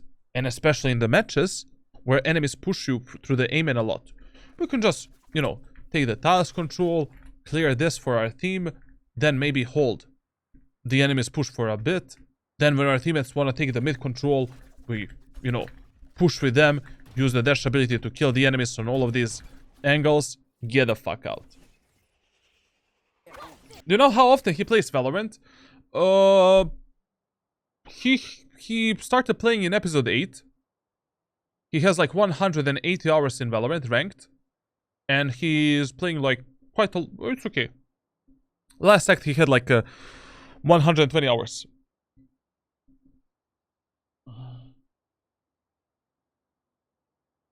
I feel like I got used to holding these bad far angles, so now I always rush to get somewhere I'm more used to hold, even though that place sucks. At least that is easy to fix, right? Cypher's on the right. If you need to force yourself outside of your comfort zone, you need to do that. Like, basically, one of the really huge mistakes that players do in Valorant is like... they never experiment and they never like get out of their comfort zone. I don't give a fuck that you know, like you don't like playing some angle. If it is a good angle and you need to do that, force yourself. You know, like you're gonna die first 10 times, 20 times, 30 times, 50 times peeking that angle. But after the 50th time you die, you'll realize why you die, how you die, and what you need to do to not die. Dr. Chili, I'm gonna refund you. I'm going to an Italian restaurant after this. I don't have time. Listen, when it comes to the Jett ultimate, with the ultimate these days, always try to prioritize as long range gunfights as possible. Basically, right click is shit. Like, I would never use a right click, only if I really need to. You know, if I'm very low HP and maybe I just need to gamble. And only if you're really close to an enemy. Right click of the Jett ultimate is roulette. I mean, this is just... God help you. Essentially. Even in this range, if I'm fighting with ultimate, you need to go for the left click. And also, you know, with the ultimate, you should really try to force yourself to fight as long range gunfights as possible. As longer range gunfights as possible. Like, that's where the ultimate is the best. It's like an operator in your hands that is automatic. And especially in the high-low lobbies where players are shit in the long-range duels, like, you can move, like, basically, you know, if you engage this Jett from this position, you could have just easily You can also go for body shots. Because in this elo, like, very rarely enemies are just gonna instantly one-tap you. Time to kill is very low. Very high, sorry. This duel is much better than taking this duel with the Jett knives. But also, I don't see a reason why... There was no reason to actually, in this match, even contest the enemies in the mid area of the map. Like, enemies were very repetitive. We could have default a bit more, faked a bit more, and that's it. And I think A side was quite easy. You know, on A side there was only like Reyna and Gecko. They don't know what the fuck they're doing. I think in this match, if you push like 12 rounds in a row A side, you would have won like 7 or 8 rounds on the attack. Because one of the main mistakes of Valorant players is also that they really hate to adapt to what the enemies are doing to fuck them up. You know. Okay, now we are on a defenders side, brothers and sisters. But before we continue, Papushka needs to piss. Just a second. Uno momento. YouTube, don't ban me.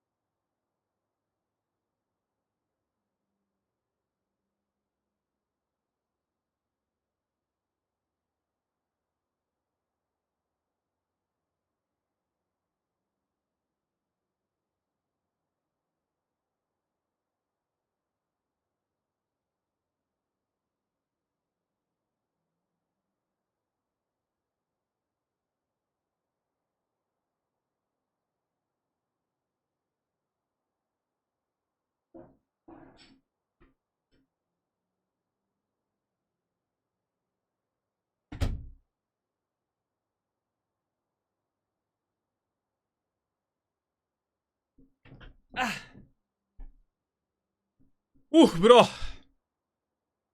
I made a new Amazon River, man, like in the toilet.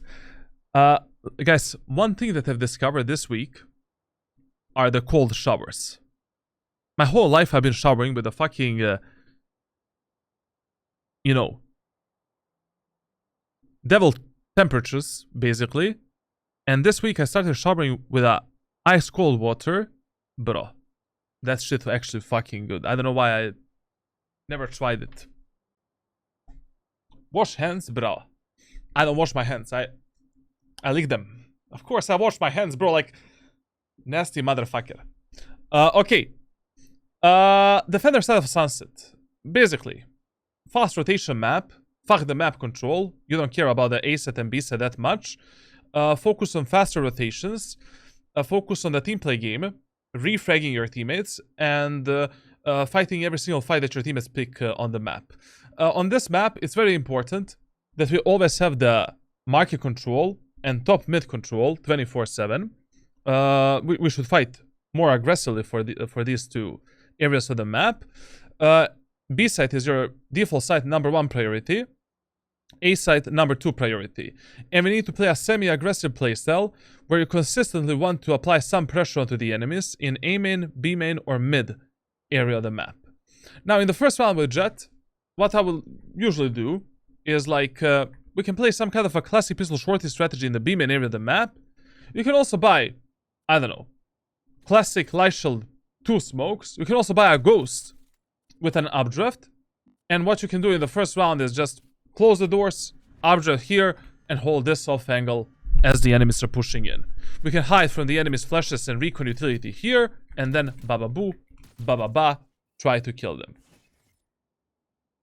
Essentially, in the first round, always close the market doors, and then either play a fast rotation towards A, or defend the B set together with your teammates. You can also buy a sheriff if you really want to, but I don't know. Sides. Front. I've explained all of the strategies and tactics for Sunset in the ranked playbook. I just want to see what he's gonna do. Let's go.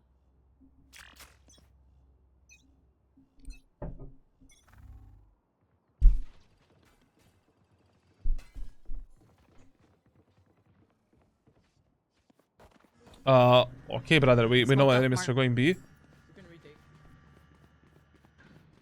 I'm backing up. Play with the Sage. Play with Sage is... Play with the Sage, brother. Play with the Sage. Activate the dash ability. Very nice. Very good. Okay. But why do we pussy out, man? Okay. Okay, this is very good. Very nice. Good kill. Good timing. But bro, you have a Sova support from the CT. And Sage is fighting on the left side. What? Why you left the Sage to guard himself? Play more that is your most aggressive teammate on the defender side. Try to use his life somehow, you know. Yes, we made a numbers advantage. Yes, we can play passively, but Sage is conditioning you to play a bit more aggro. Because if the Sage dies, what's the point of this skill? I didn't see the Sova, yeah, then map awareness is definitely not our biggest strength. Spike planted. But at least Sage got 1 kill, so it's okay. Now we can just play with a Sova or Claw. Gecko on side. Gecko's push up to Boba. Okay, now we play with the Reyna. Sova and Claw are playing together. Boba. Boba. Fett. Play with the Reyna. That's okay. That's the first one. There's just a mechanical problem. Like you play that like shit. Okay, I'll hit you up after the VOD review. I have an idea when it comes to aim training. We know the.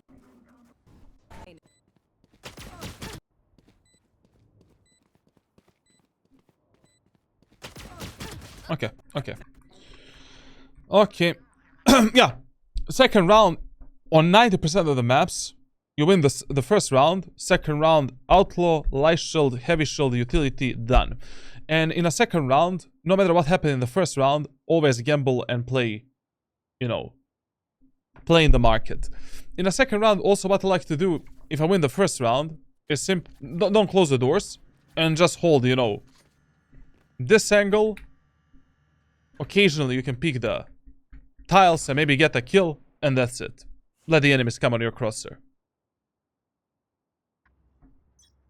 The reason why I wouldn't play top mid is because most of the times this is gonna get smoked, and very rarely players are gonna smoke the market and go top mid, especially not in your elo.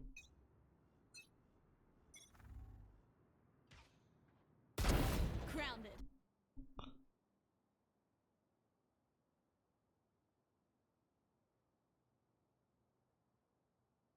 What the fuck, bro?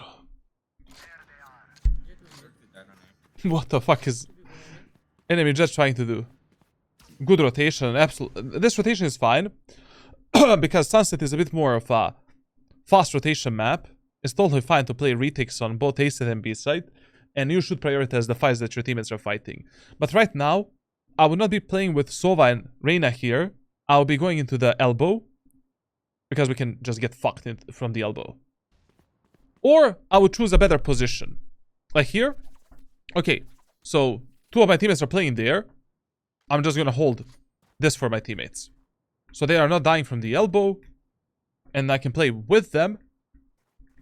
And plus kills the enemies there. They have a judge. Okay, reload, very good. There's a clove with the judge. Someone check your elbow. You need to play a bit closer here, man. Like I mean, that's why it's very important to learn what is a good, bad, and optimal position, and to observe the general overexposure on the map. Like your Sova here he is cooked, man. You know, he doesn't have elbow control. He's in a sandwich, and you need to correct that mistake. And when you're going from Iron 1 to Immortal 3, most of your gameplay should not be really focused on how to counter the enemies. You should already know how to generally counter the enemies. Like most of your gameplay needs to be focused on how the fuck do I compensate the mistakes of my teammates and play around them. Is it true that the new map is coming after Shanghai? Yes. Nice start. One enemy remaining. Nice. Hi. Now, in this round, we really don't have any information about the enemy's pattern of pushing. In first round, they went B, second round A. So who knows what they're gonna do next.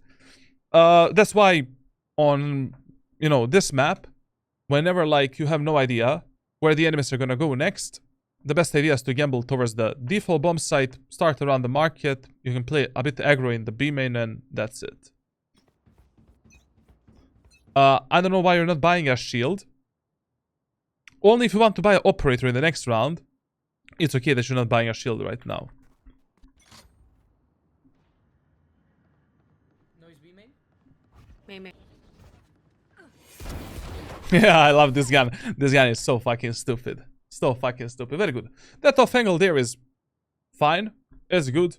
Like, usually doesn't get clear that well in these lobbies. And, it's okay. Optimal positioning, good activation of dash ability. I would also go for the body shot. Because, like, enemies forced a bit last round, and they have a shit economy right now. Probably all of them have a light shield. Easy third round. Very nice. Main. Spike down B.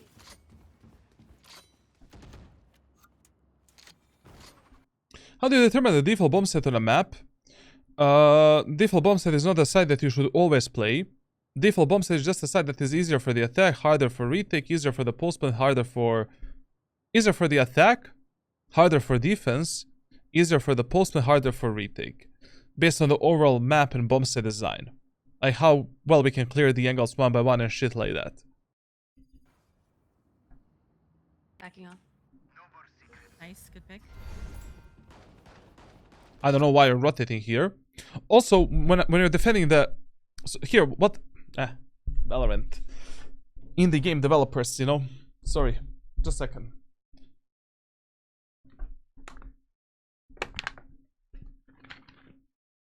Vandal or Phantom doesn't matter, like, your preference, man. Whichever weapon works better for you. Can I get back on Sunset? Riot Games. Thank you very much. Domo arigato.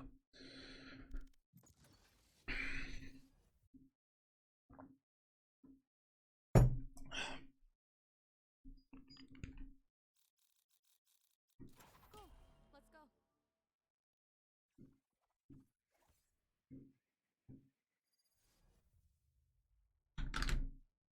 Bro, my neck this week hurts so much, man.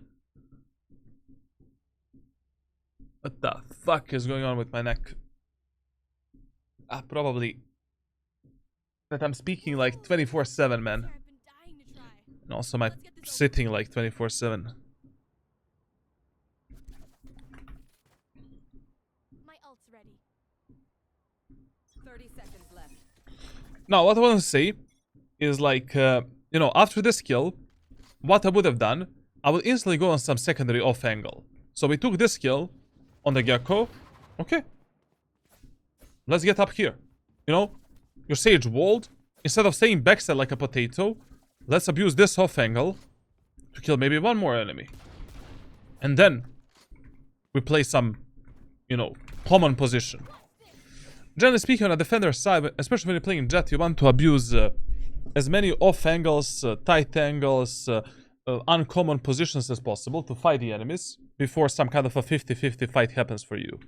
Somebody has a judge. You're breaking the wall. Clove broke wall. Very nice. Good shot, Jett. Okay, here you just peeked like for no reason. This discipline is another thing that you should really try to fix. Like, don't peek the angles before you're ready to fight and before you gather the information for your crosshair, especially not on a defender's side. Like, wait a bit, you know, wait for the dash ability to get activated, jump spot the enemies, wait for the enemies to make some footstep and then peek them based on the sound. And another thing that you should try to avoid is re-peeking in the same angles where you fought like 3 seconds ago.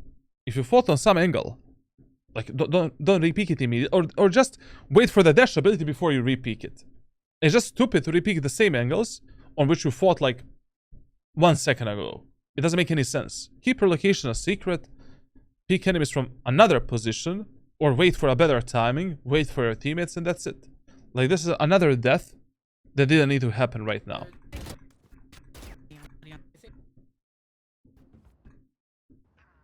Operator it is. But what is enemy's economy? Did your best. Reloading. We get a pick, we move in. Got it? Wait, this guy has an ascending buddy on it. What the fuck? What? He has an ascendant buddy on this gun. I think there's more immortal buddies than ascendant at this rank. Fuck, he never pressed the tab, man. I mean, in this round, if 3 or 4 enemies have below like 3,800 credits, I would actually force the outlaw instead of the operator. And I'll buy the op maybe in the next round or round after that. Okay. Footsteps, either air tiles. And I completely forgot to speak about this round. Like, you know, first round enemies went B, we killed them. Second round enemies went A, we killed them. Third round enemies went B, we killed them. As soon as, instantly, from the fourth round, we can apply the ABAB rule and rule of fear. Like, as soon as enemies develop this ABCDEFG pattern, and they're following the rule of fear, 70 to 80% of times, you should follow it as well. And right now, we should be playing on the A side, not on the B side. I just spaced out. I was focusing on economy. B was it clear? They're pushing Tile okay. someone. Mid. I'm gonna be Exclamation mark OnlyFans. Okay, bro. They're planting on A. Spike Oh, planted. 105 clove. My ult's ready. One alley. Okay, listen now. When you exchange a few deaths and numbers with the enemies, and you're playing retakes, switch up the operator for a better gun, so for some automatic weapon. There's not a single lifetime where I would go like for this retake with the operator. You miss your shot, you're fucked. Essentially, the only time I would keep op for the retake is if I'm really low HP. Maybe like 20 health points, 10 health points, and I need to hit one shot, and that's it basically. Last Both on player site. standing. Both on 105 on. And here, even using the ultimate is fine On to maybe clutch this round. both 105. One Actually, using the ultimate here is the best idea ever. No, I mean we need ultimate for this. Like, this is impossible to peek. Oof, maybe if we got that kill.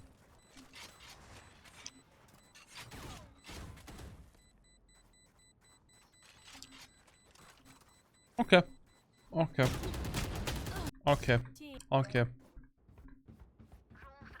You understand what you should have done in this round. I really don't need to speak about it.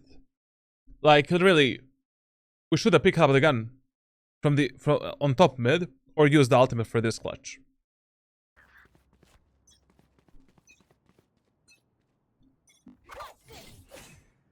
Now in this round, oof, interesting flash. Now in this round, we have no idea what enemies are gonna do again, but they have been following the ABAB pattern consistently, and that's why I would have been more focused on defending the B main area of the map and playing on B side. As long as the enemies are following this pattern of pushing and the AB rule, we follow the AB rule. He should have taken that vandal and run site insta. I know. Cypher mid. He knows as well. He put his camera. Wait, Jeffy. It like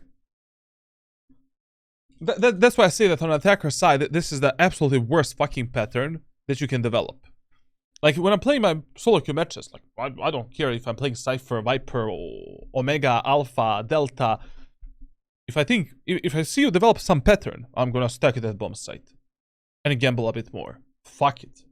Who cares? Like, we can play 5v5 retake on any map, on any bomb site. It's better than right now you playing a potential 3 versus 5 retake onto the B site.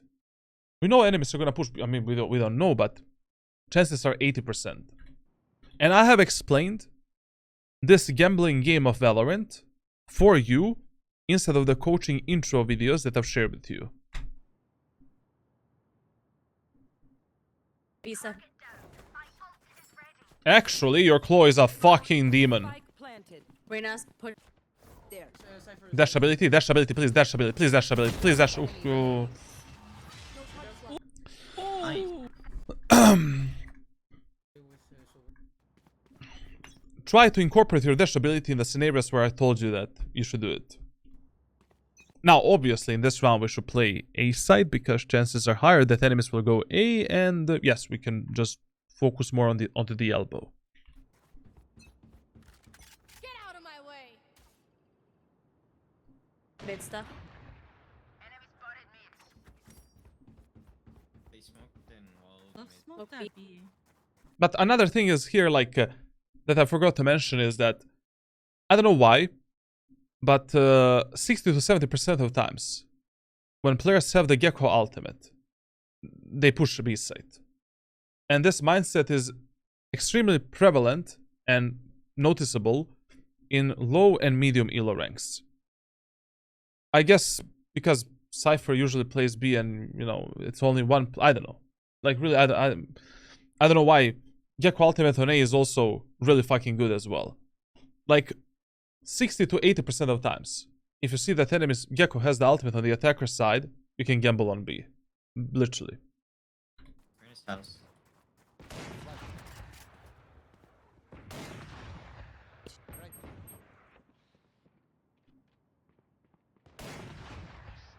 Yo, Epic plays well, see, man.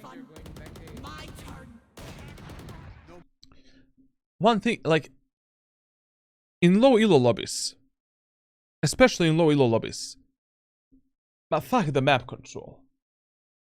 If the gunfight is happening 10 meters away from you, like in these ranks, like you just don't know how your teammates are gonna fight, what they're gonna do. Like, it is always better to prioritize refrag game and playing with your teammates than anything else, especially on the fast rotation maps such as Sunset, Ascent, Split, Fracture, and Pearl. Fuck it, man. Like here, if two of my teammates are fighting 3 enemies on mid, I'm gonna deal with the A set later. Yes, I'm gonna be observing a timing and possibility that one enemy can lurk through the A main area of the map and fuck us in ass.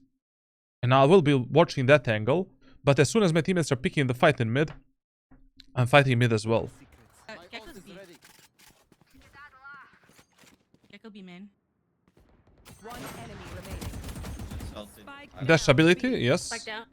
Yo, the Jett painting the Oof, that was a nice shot, man.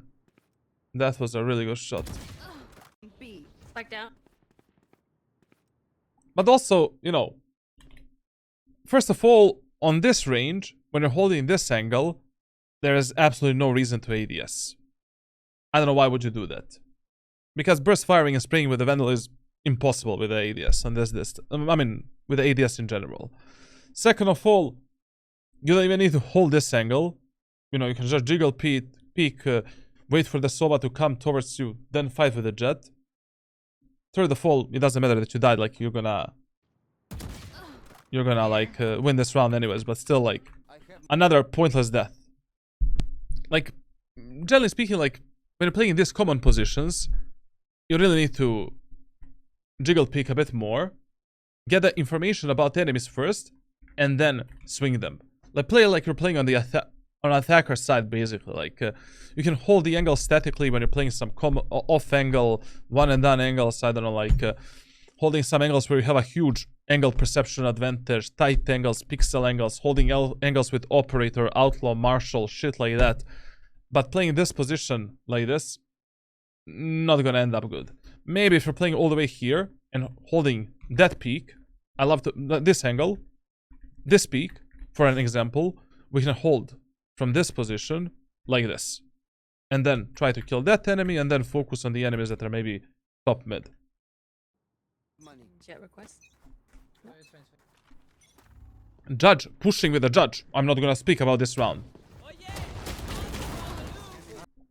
Why? How?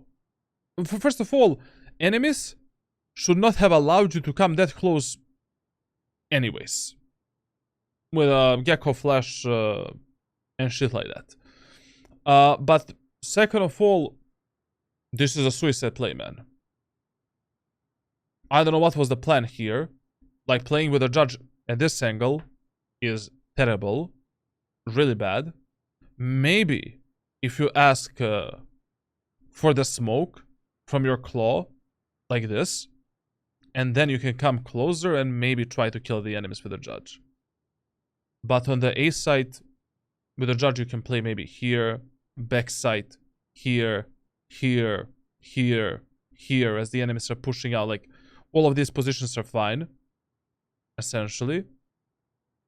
And you can capitalize on some kills. But going for the aggro push here, without a flash, without a smoke, without recon any support from your teammates, it's a suicide, basically. Like, I don't know, really bad play. And also here, instead of, you know, if I have a judge here, and Cypher is there, Jett is there, I'm not gonna stop. I'm not gonna stop here and go for the shots. If I'm already pushing aggro alone and I have a dash ability, I'm gonna be running and jumping towards these guys, so I close the proper distance to kill them with at least 2 bullets. Maximum. So, instead, like if I saw that Jett and Cypher there, I wouldn't do this. I will basically do this. And try to delete them with 2 shots, both of them, and then get the fuck out, maybe, with some kills. If I already decided to go for such a play. So you can only play passive with the judge. No, you can play aggressive, but you need to pay attention on the distance between you and the enemies. You need to ask yourself, can I close the proper gap? And also you need to ask yourself, like, is there any piece of my teammate's utility that can help me with this push? Like, you need a Gecko flash for this. You know, you could have asked your Gecko brother, use a flash here, and then on Gecko flashes when you're here, and then you can basically dash onto the enemies and maybe bop, bop, bop, bop, bop. That can maybe work.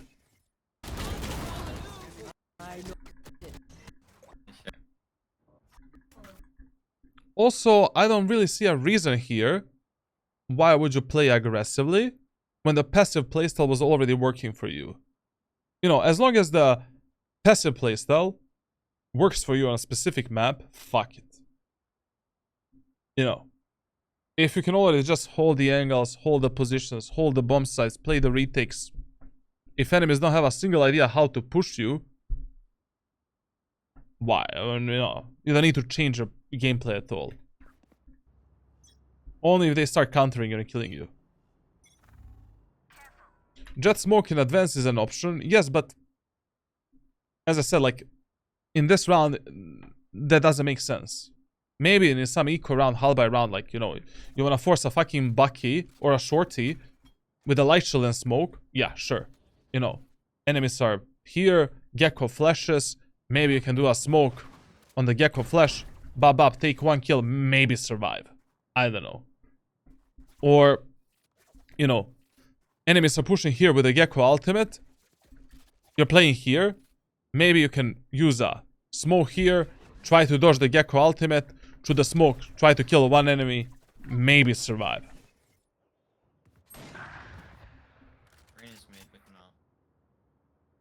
Okay. I kind of wasted my wall. Market. Market, watch out.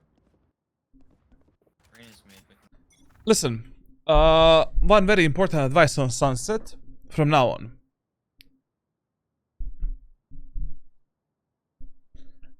If we are not fighting on mid aggressively, we don't want to use the market to contest the enemies with an operator outlaw or to kill them. Always tell your teammates that are doing absolutely nothing at that moment of time to close the market doors. There's absolutely no fucking reason to keep the doors opened when you're rotating from B to A and when you're playing passively on the map. So, from now on, my claw is doing nothing. The guy is just sitting on the side. Nothing. Claw, brother, can you please close the doors? We don't need it. and come in B main and fight with me. Like, there's absolutely no reason to keep the doors opened. Rain is made with now. I kind of wasted my wall. And after your teammate died on mid, like, you should have been aware that enemies have a timing to be, like, this deep into the market. Anyways, you heard the enemy Jett here. You could have just jumped back and escaped this fight. Market. Oh, market, watch out. Planted. There's no way we lose this match, huh?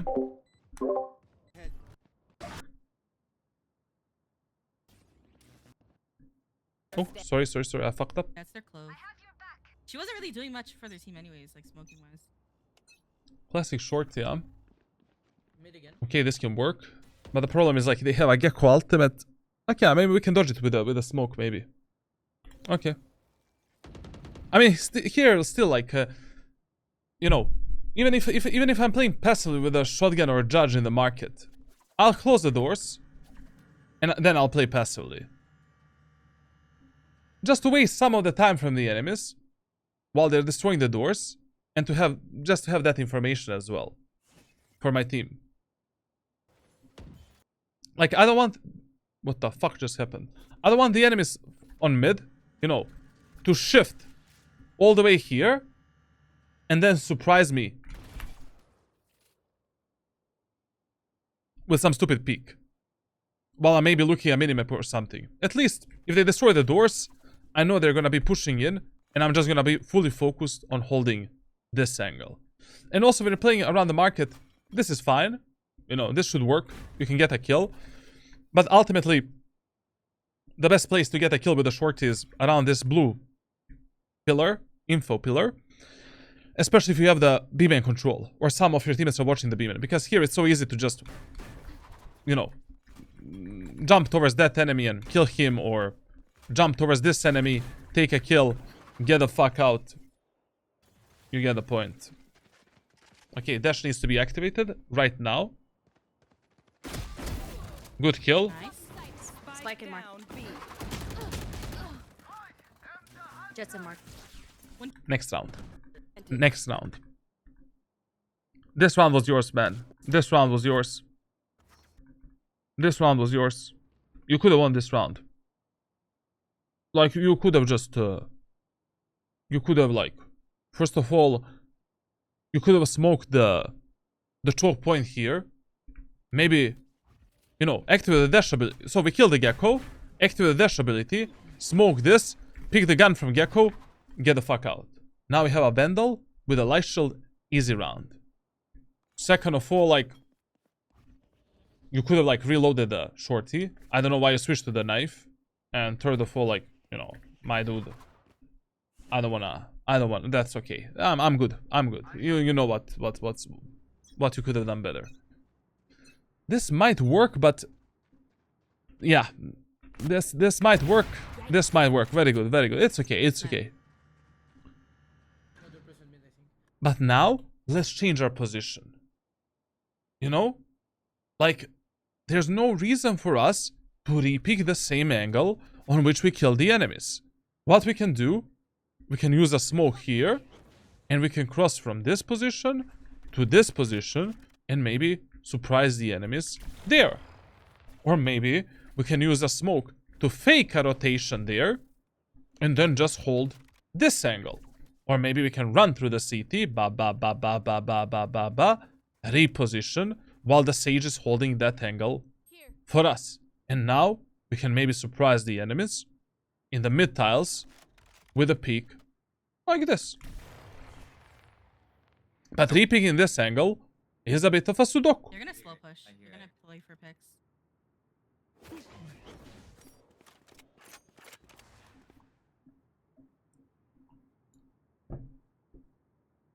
Yeah, I hear like at least two. I mean, here also, like, you know, there are certain moments of times where there's no reason to hold a specific area of the map. I mean, here enemies don't have a smoker. They are 5 versus 3.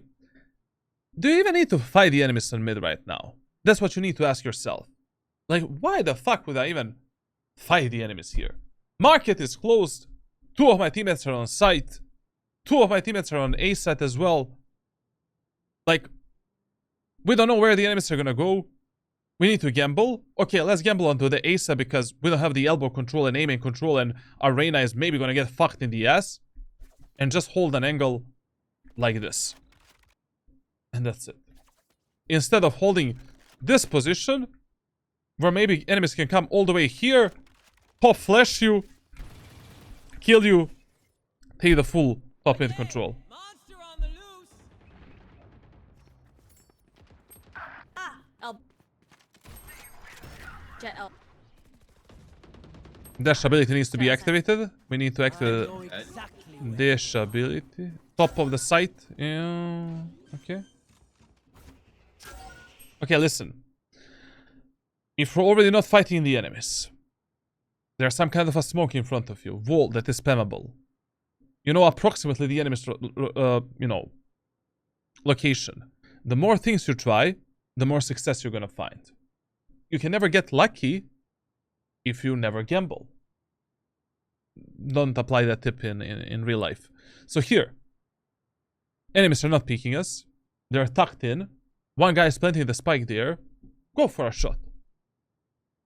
That one shot is not gonna cost you anything. You have a cover.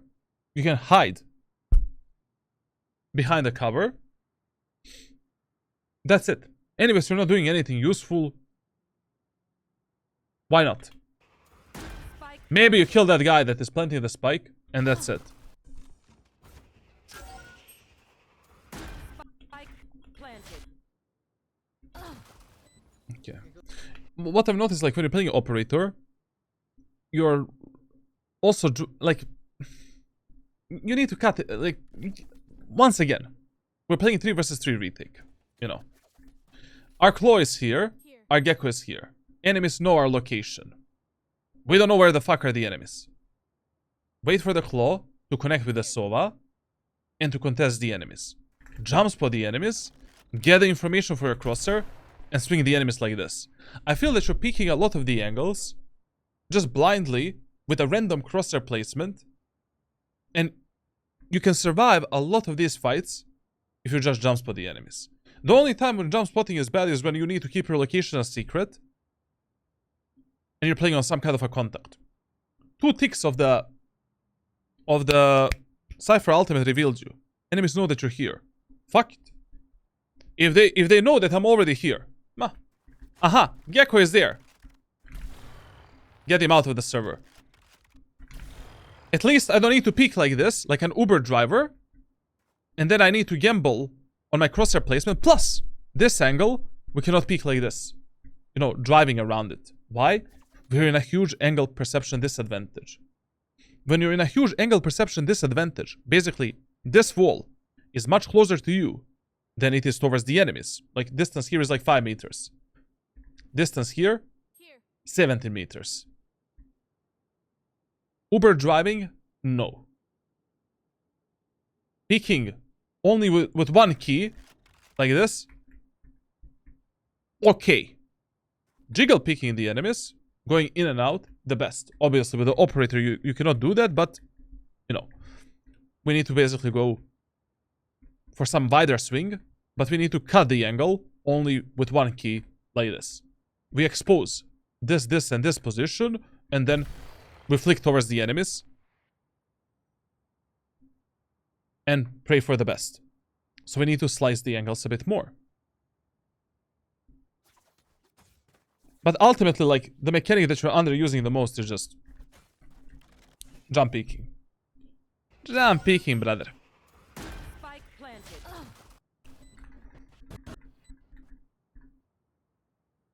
Also, another mistake that we're doing on a defender side of Sunset, like, as soon as you notice that the passive gameplay doesn't work anymore, on this map you need to fight for either aim and or beam and control aggressively. Usually the best idea is to fully take aim and control with a smoke and flash, and that's it. Oh, you don't have a gecko in team, sorry, I don't know why I was speaking about the gecko. Like, smoke, flash something, and try to fight a bit more aggressively. Like, basically, tell the claw to smoke this, take this full control, and that's it, like. Or fight in the beam and a bit more aggro. but allowing the enemies to have the full like mid control, A main control, B main control, and not abusing any of these initial angles to fight the enemies, like here, here, here, is just stupid. You know, your Sage is playing here. This is the starting position of your Sage, bro.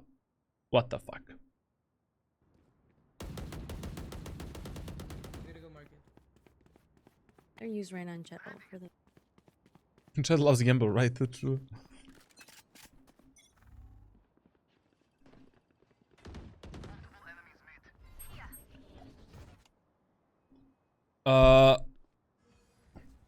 If you ever want to go this aggro on mid, you need to tell your teammates to hold the opposite angle for you. Like, I would never play this aggressively on mid if I don't have a support of my teammate, one of my teammates. Like, someone needs to watch top mid, or Claw needs to watch the mid tiles for you. Depends what you want to push and what you want to do. This aggression might work. Like, I mean, enemies were very aggressive on mid. I think that this play would have been even better if he actually closed the doors. Because most of the times, like, so basically, our Claw smoked this. When you close the doors, most of the times, players pre-assume that you're playing passively. And that's why you close the doors. Very rarely, especially in these gold, platinum, diamond lobbies, very rarely players are gonna clear you here. And at the moment of time, when enemies are destroying the doors, you activate the dash ability, bop. Easy kill on that guy. I mean, even without the dash ability, like, you can just kill that dude. You can kill that guy, get the fuck out. 5 versus 3, 5 versus 4. Enemies from mid are destroying the doors, bop. Get a kill, maybe get one more kill, get the fuck out. My ult's ready. Nice pick. Blocking sight.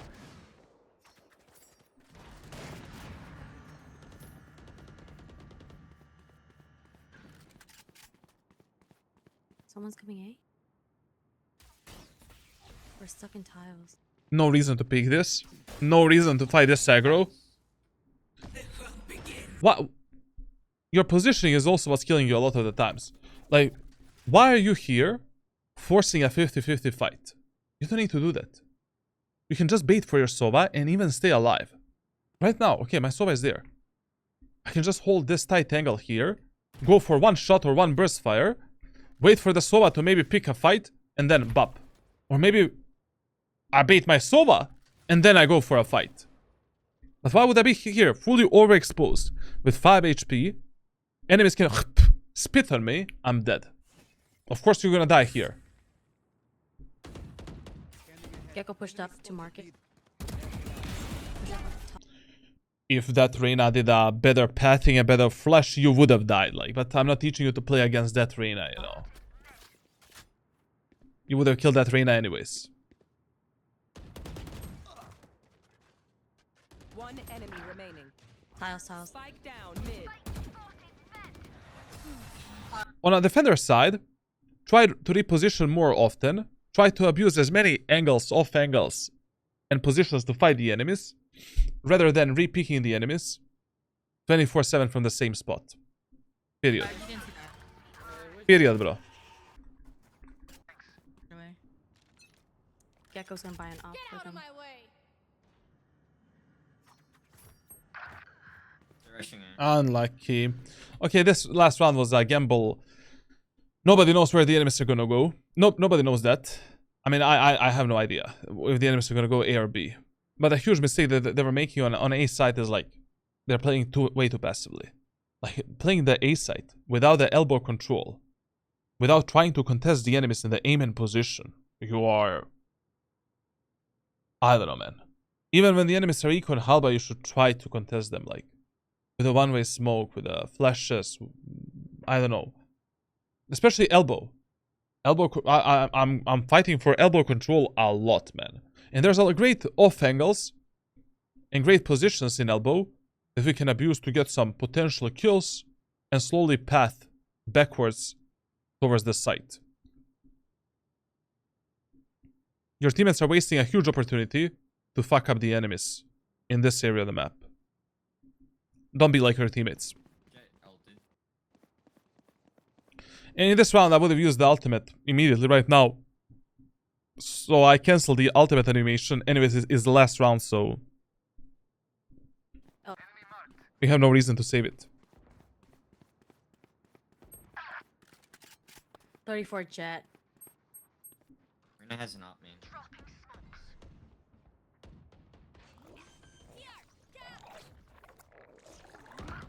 Also, one thing that I didn't speak about enough, because I generally hate speaking about the crosshair placement. Yes, you can definitely work on your crosshair placement a bit more. And I'm gonna maybe give you some kind of a training for that after this VOD review. You place your crosshair on a specific angle that you want to clear before you're going for that specific angle. Before you're going to clear that specific angle. Like, this is the perfect example of that. Like, you're holding this position, which is okay crosshair placement, you know, for this spot. You know, his crosshair was here, and he was doing this. Okay, fine. But I cannot place my crosshair here before I go for the peak.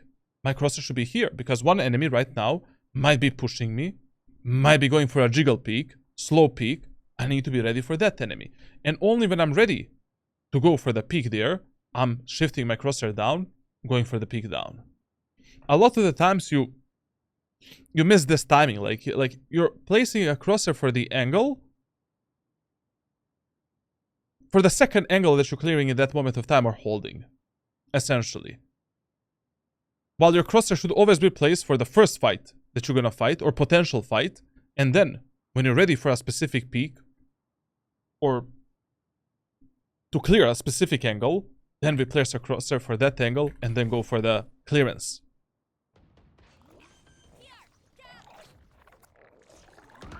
Spike planted. Behind Jen. Player standing. Spike planted. Oh, that's interesting, man. To be honest. I want to see this in slow motion.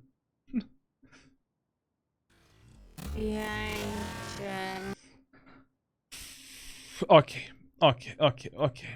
that gives me another idea with you. Okay, man. I think that in this VOD review, we covered a lot of the interesting and good topics. After this VOD review, I'm gonna hit you up with some kind of a training that you will be doing for maybe like 1, 2, 3, or 4 months. We're gonna focus on your mechanical skill. I think that your micro corrections can be a bit better. I feel that your death zoning is something that you can implement in your gameplay as well. And I feel that you don't have a really good feeling for the first bullet accuracy, and your movement is slightly disconnected from your right hand. When it comes to like map awareness and game awareness, 0 fucking points. We need to work on that heavily. Crosshair placement, sure, like fine, it can always get better for gold and platinum players. I don't want to speak about that. Like, I'm not, you know, if I want to speak about the crosshair placement, I can make a VOD review like 5 hours long, and we're already 2.5 hours in. So we're gonna chit chat through the private messages, try to implement the tips and rules that we discussed on Sunset and in your gameplay. You can watch this video whenever you want, like on a second YouTube channel, and you know, you can always rewind to see what you can do a bit better. I'm sorry for, you know, what I need to start doing a bit more during these VOD reviews is some people come to Twitch like a bit later at the end of the VOD review, and I need to summarize things a bit better, like what I expect. You know, when I do these live VOD reviews, I expect players to watch these VOD reviews from beginning to the end. I don't like giving summaries. Everything is connected with each other. Done. Period. If you really want to improve, you're gonna watch this from beginning to the end. But maybe I should start like writing small notes, and then at the end of the VOD review, like wrapping up things, and basically I'll figure it out like for the next ones. Other than that, subscribe, leave a like, leave a comment, join Discord server for coaching, stuff like that, community custom games for Valorant points, good stuff, and we are continuing our Chamber to Radiant series. Subscribe, like, all of that good stuff. Thank you. You can make notes while VOD reviewing. Yeah, I need to do that. I actually need to do that. Definitely. I do that in my private coaching sessions. Just like during the live VOD reviews, I never developed that habit, and I'm, you know, I need to start doing that. Like my apologies. My bad.